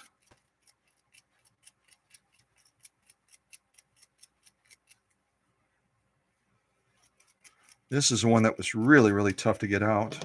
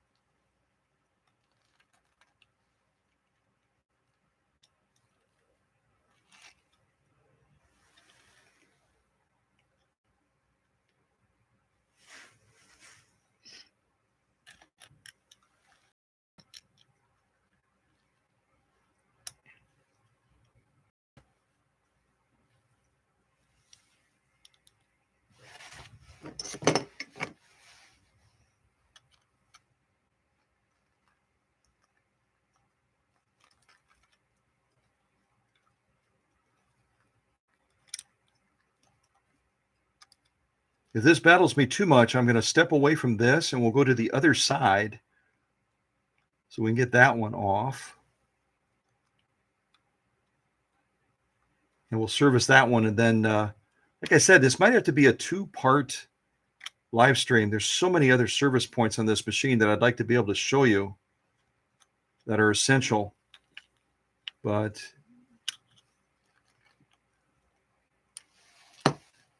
yeah, why don't I do that? I'm going to leave this other screw out for right now. We've got the one side on, and I'll do this other side afterwards. I'll just tighten this down a little bit more. Okay. So now we're going to be dealing with the other pedestal foot over here.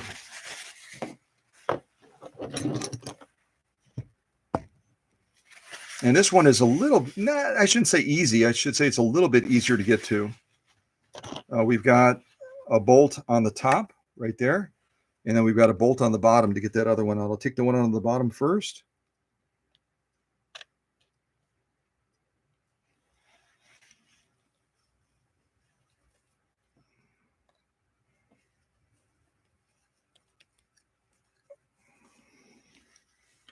Thought I was going to have to hit that one with the torch too, but it broke free. I could tell it wasn't binding bad enough that I was at risk of cracking or breaking the screw off.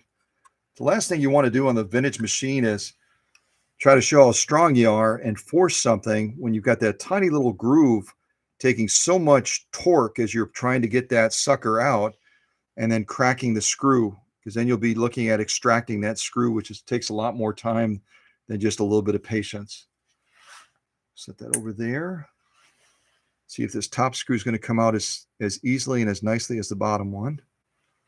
And I always just kind of grab this as an anchor point right on the inside of these cams. See, I'm wrapping my finger around them, and then I can keep the machine from shifting or pivoting too much. And that one's going to be a little stickier. You feel that one is binding, so we're going to heat that one up.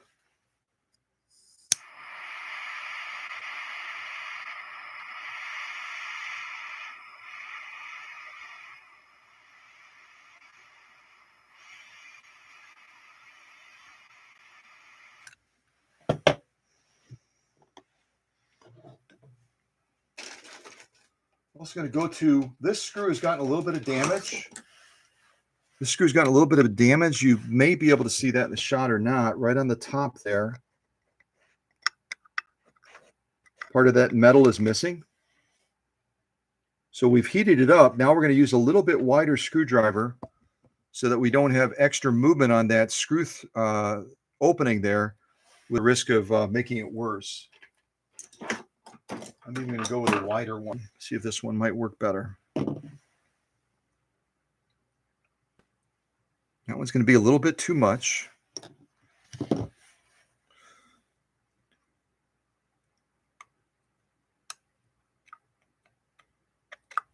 also going to clean that out a little bit.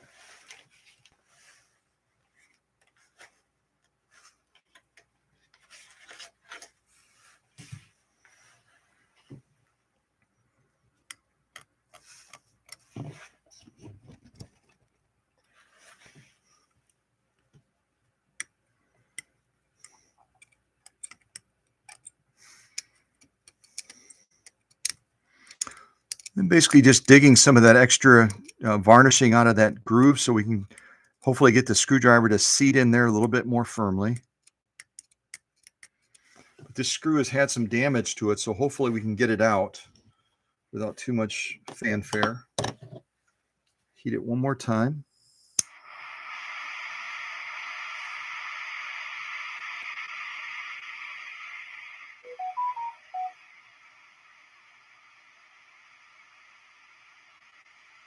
It's part of the reason we add that kerosene to the screws and we clean those threads off is so the next person that potentially tries to take out these bolts that hold these pedestal feet on is not going to have to battle them as much as we did.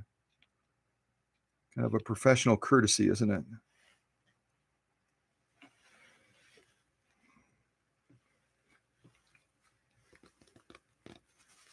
There we go.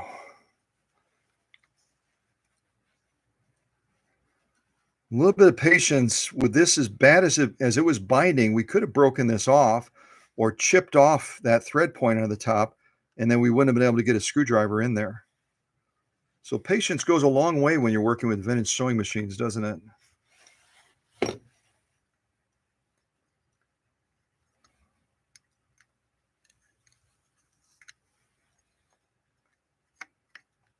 Slowly have to work this past those worm gears, and then you'll see what most people are missing. See this rocker right here? We'll rotate that balance wheel a little bit and see if we can get a little bit better clearance to get by that too.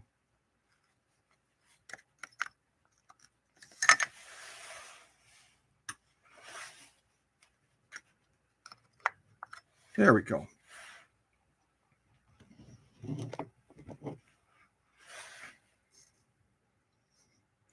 So you see more worm gears?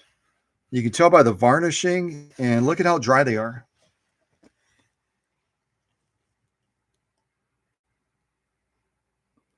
There's nothing cushioning that metal from slamming together.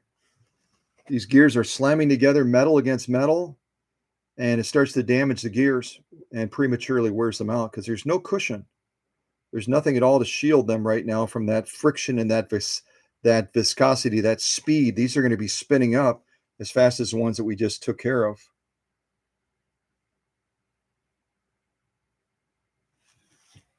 So now we'll try to tidy them up a little bit.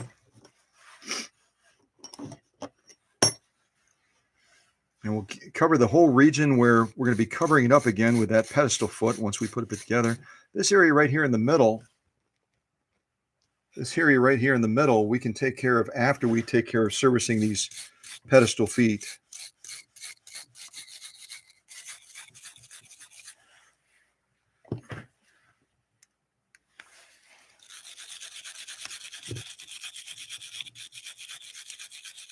And you can certainly use a polishing brush on a Dremel to do this as well. I'm using a manual approach because I don't have a Dremel set up right now. The whole idea is to get that crud off of there.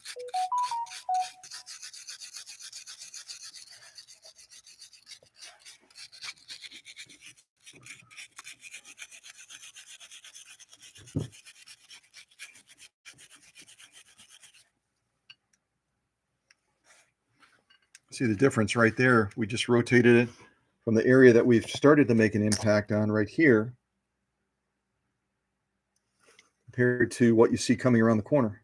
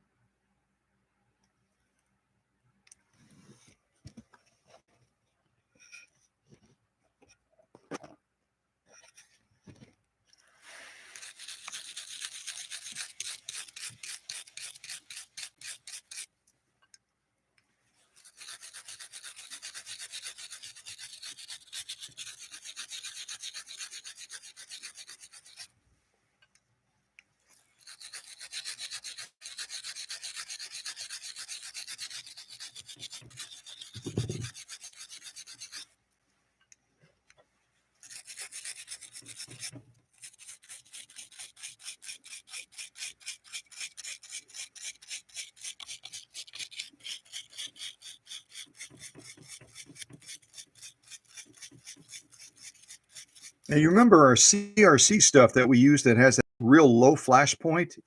When we lit it with that torch, the flames just started to shoot up like a charcoal grill, which was actually a very subtle response to what you normally get from CRC. It usually will almost explode and poof. This is also a chemical you can use more safely on the bottom of a machine like this to get some of this varnishing off as well. You just have to be real careful about the overspray so that it doesn't get up onto the paint area because it'll destroy the paint.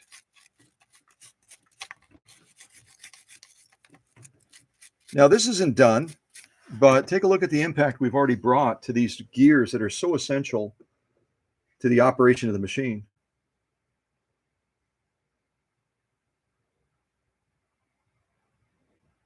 And I can show you a demonstration of using CRC to clean that area off a little bit. You just have to be watching out for my tape and stuff down there.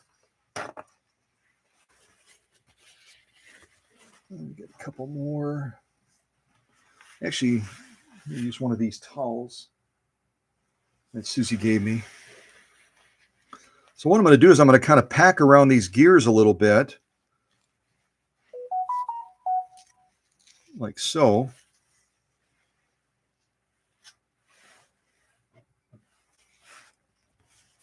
And this is not my preferred approach, but I'm just showing it to you as an alternative. So you can possibly try this approach as well. Just be real careful because of the spray over factor. So I've got this towel in place.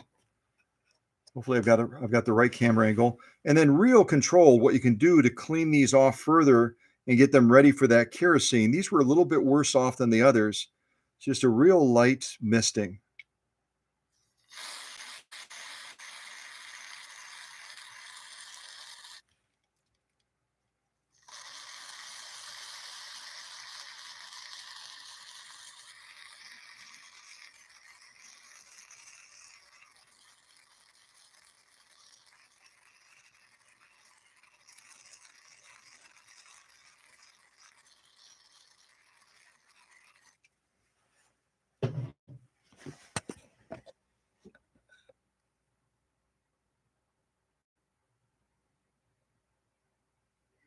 That CRC will also get in between these grooves, just like our dental tool can do, and eat away at that varnishing so that those gears are making absolute positive traction to each other.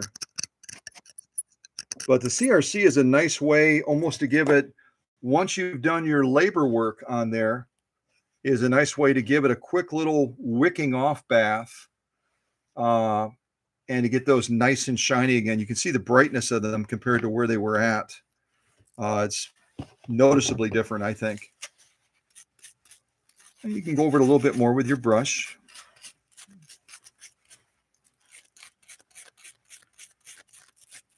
You can see this rocker arm up here is filthy as well. I mean, all of this area is going to need a lot of attention to get it the way it's supposed to be.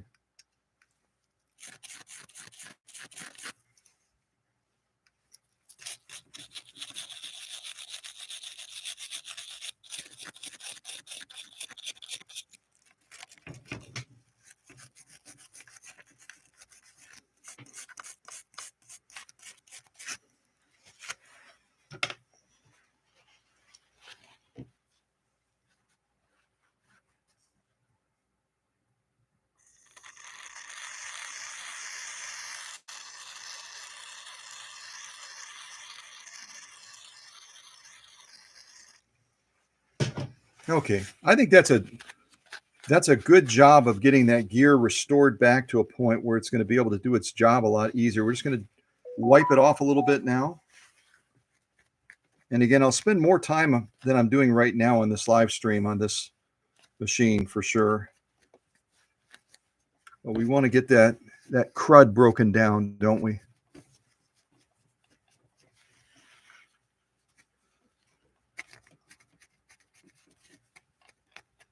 Got to watch rocking. This is on a table that Susie provided to me, and it's rocking a little bit. I don't want this thing to collapse, so that'll create a whole different type of live stream, won't it? So take a look at those gears compared to where we started. I think we've made a really, really positive impact.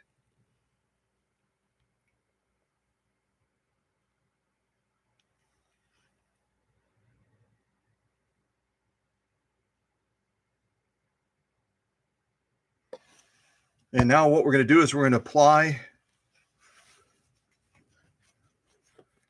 our grease to them. Just want to check the clearance real quick. And this we'll use a similar approach on with kerosene and a heat method to get the extra crud cleaned out of there as well. You can see we've got a lot of residue. Not quite as bad as the other one, but it's definitely needs some attention.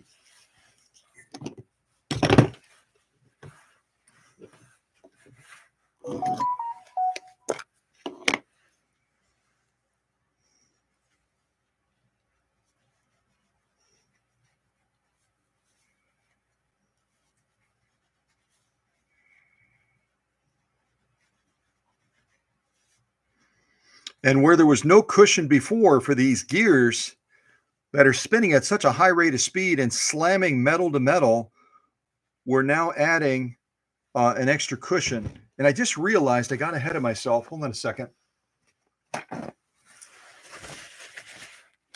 Hold on a second. I could have let that go, but I'm not going to let that go.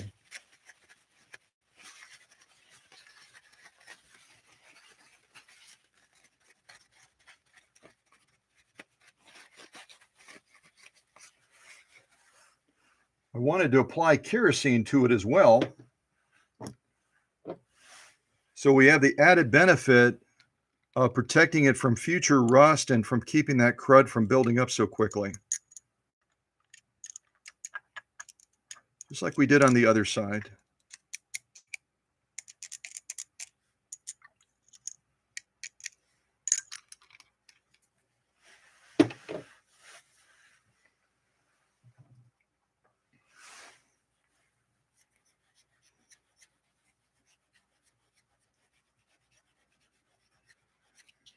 The other benefit of that, and I've just demonstrated it by correcting myself, is I had treated this area and used the brush to break down all of that varnishing, but I didn't use the Q-tip swab and follow up with the kerosene to take off that residue, kind of like we did on the back motor. And look at what I left behind.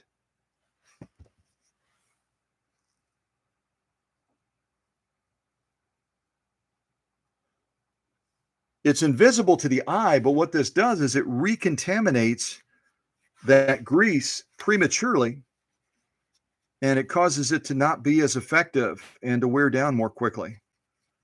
So there's a method to everything I do, and I have to sometimes stop myself, especially when you're on a live stream and you're distracted by the camera a little bit and camera angles and everything else, and you can sometimes get ahead of yourself. So it's good that you see me right that wrong, in a sense, and do it the proper way by getting that extra residue and dirt that's invisible, but it would have had an adverse effect on making that grease last as long as possible.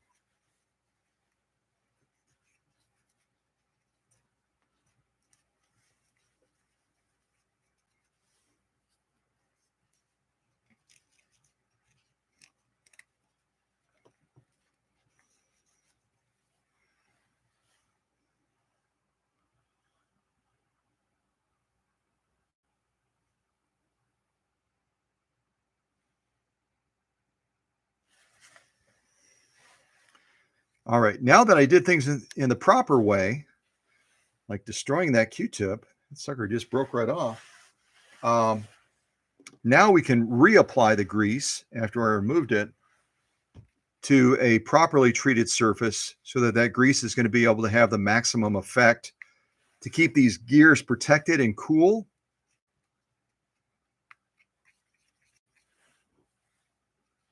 And we've applied that kerosene as an extra barrier to provide rust inhibiting factors and also to keep that metal even cooler because it provides great long lasting lubrication that regular oil doesn't provide.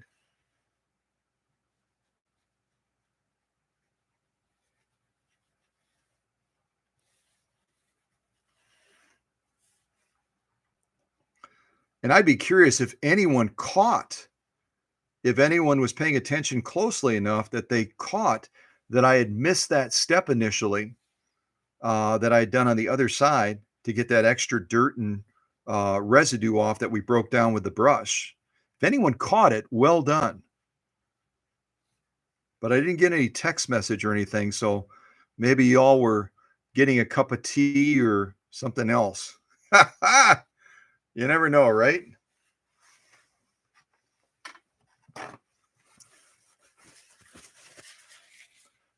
So properly done. Now we have worm gears.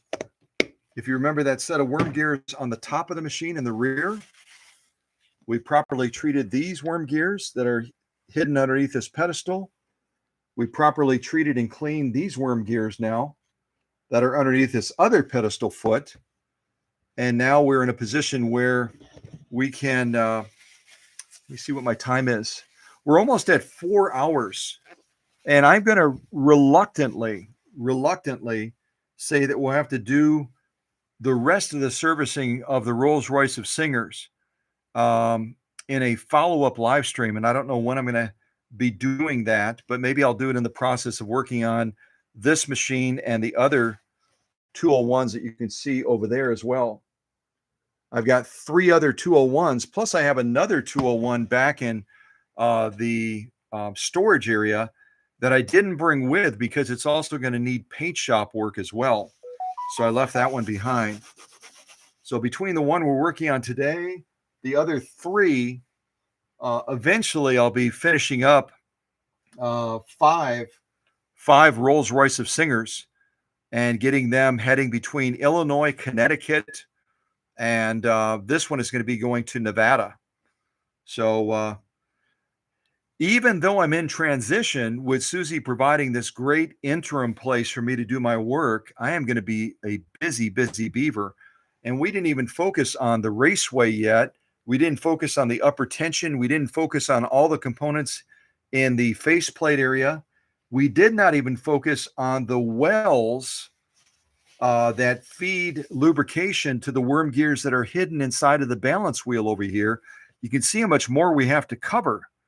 And rather than doing it haphazardly and feeling anxious like I need to rush and then I miss steps, I'd sooner do it in a couple of versions or parts, if you will, so that we can do it properly. We also have all the lubrication points on the bottom of the machine, the rockers. We've got the feed dog drop as well that has to be serviced so that it's working properly. Right now, it's probably really sticky. If you didn't know it, this is your feed dog drop on the 201 right here. You're supposed to be able to pull it and then be able to rock this. And right now, it's not rocking too nicely because it's got all that junk and varnishing on it. It should move very freely, and it's not moving very freely right now. Now we're getting more motion.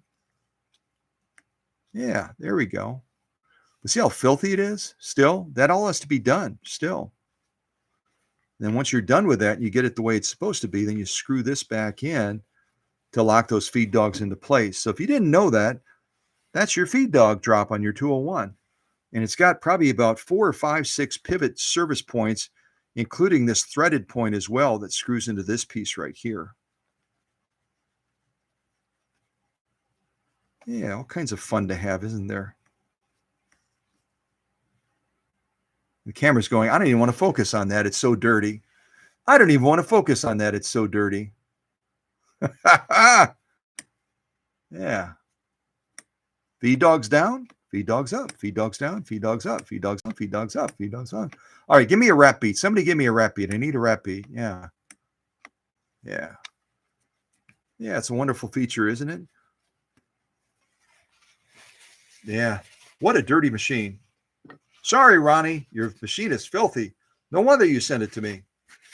So I'll work on getting that other screw in the bottom of here. I'm going to work on cleaning up all everything, doing all the proper lubrication. In another live stream, I'd like to show you the disassembly of the upper hook system on top. There's 2 little clamps that hold that system in place, and you've got to take them apart very carefully so you don't break one of those clamps that holds that hook system on top on the other side. We'll focus on upper tension, disassembling that, cleaning that. We'll focus in another one. I feel like we should have covered it in this one, but we didn't have time. We'll focus on taking this apart and opening these wells up as well. Getting there's so much gunk in here that you'll be blown away when we do that one. We'll do that on the next live stream. We'll open up these wells. What is today? Saturday. Maybe we'll do the rest of the machine on Tuesday, if that works for everybody. And we'll target this, target that. When you see all the junk that comes out of these wells, you'll be like, holy mackerel. And then again, we've got some rewiring to do. We've got all kinds of things to finish up here.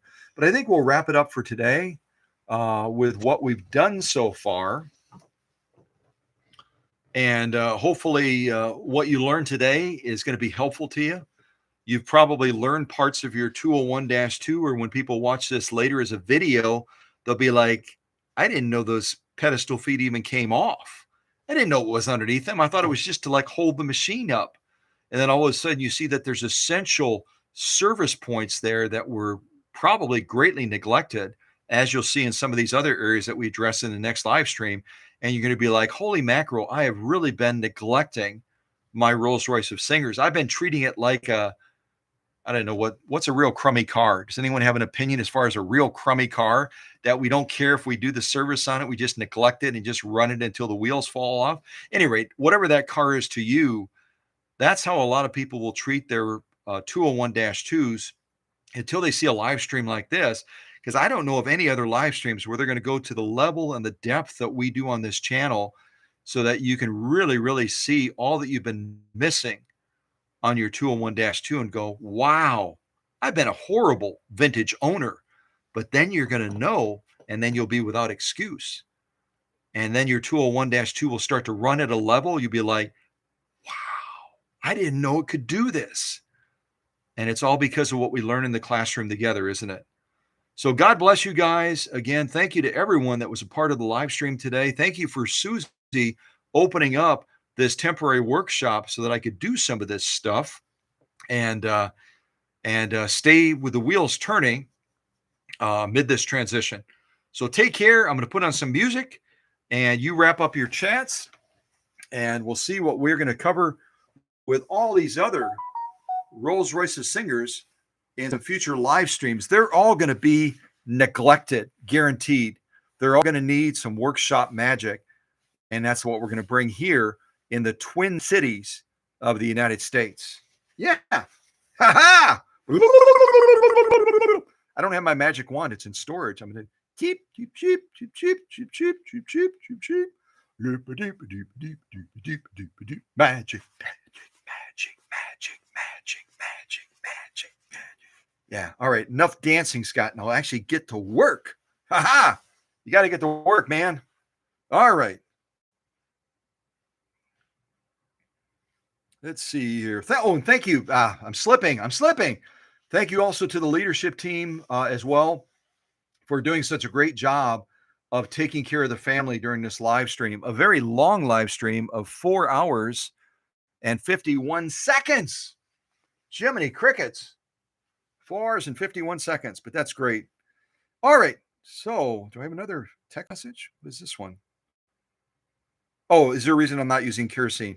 We answered that question. So Susie now says, kerosene is the final field of protection before we put the grease on. It also removes all the, yeah, we covered that. Good. Awesome. Okay. Let's get some music on. We got to get some music on before we wrap this up. I remember how to turn my music on. Voice recorder. That's right. Is it voice recorder? Maybe it's not. So many things. So many things. Oh, there it is. Got it. List. Royal Classic. Yes. I love this song. Don't you? I love this song. All right. Take care, everybody. If all goes well, I'll see you on Tuesday. God bless.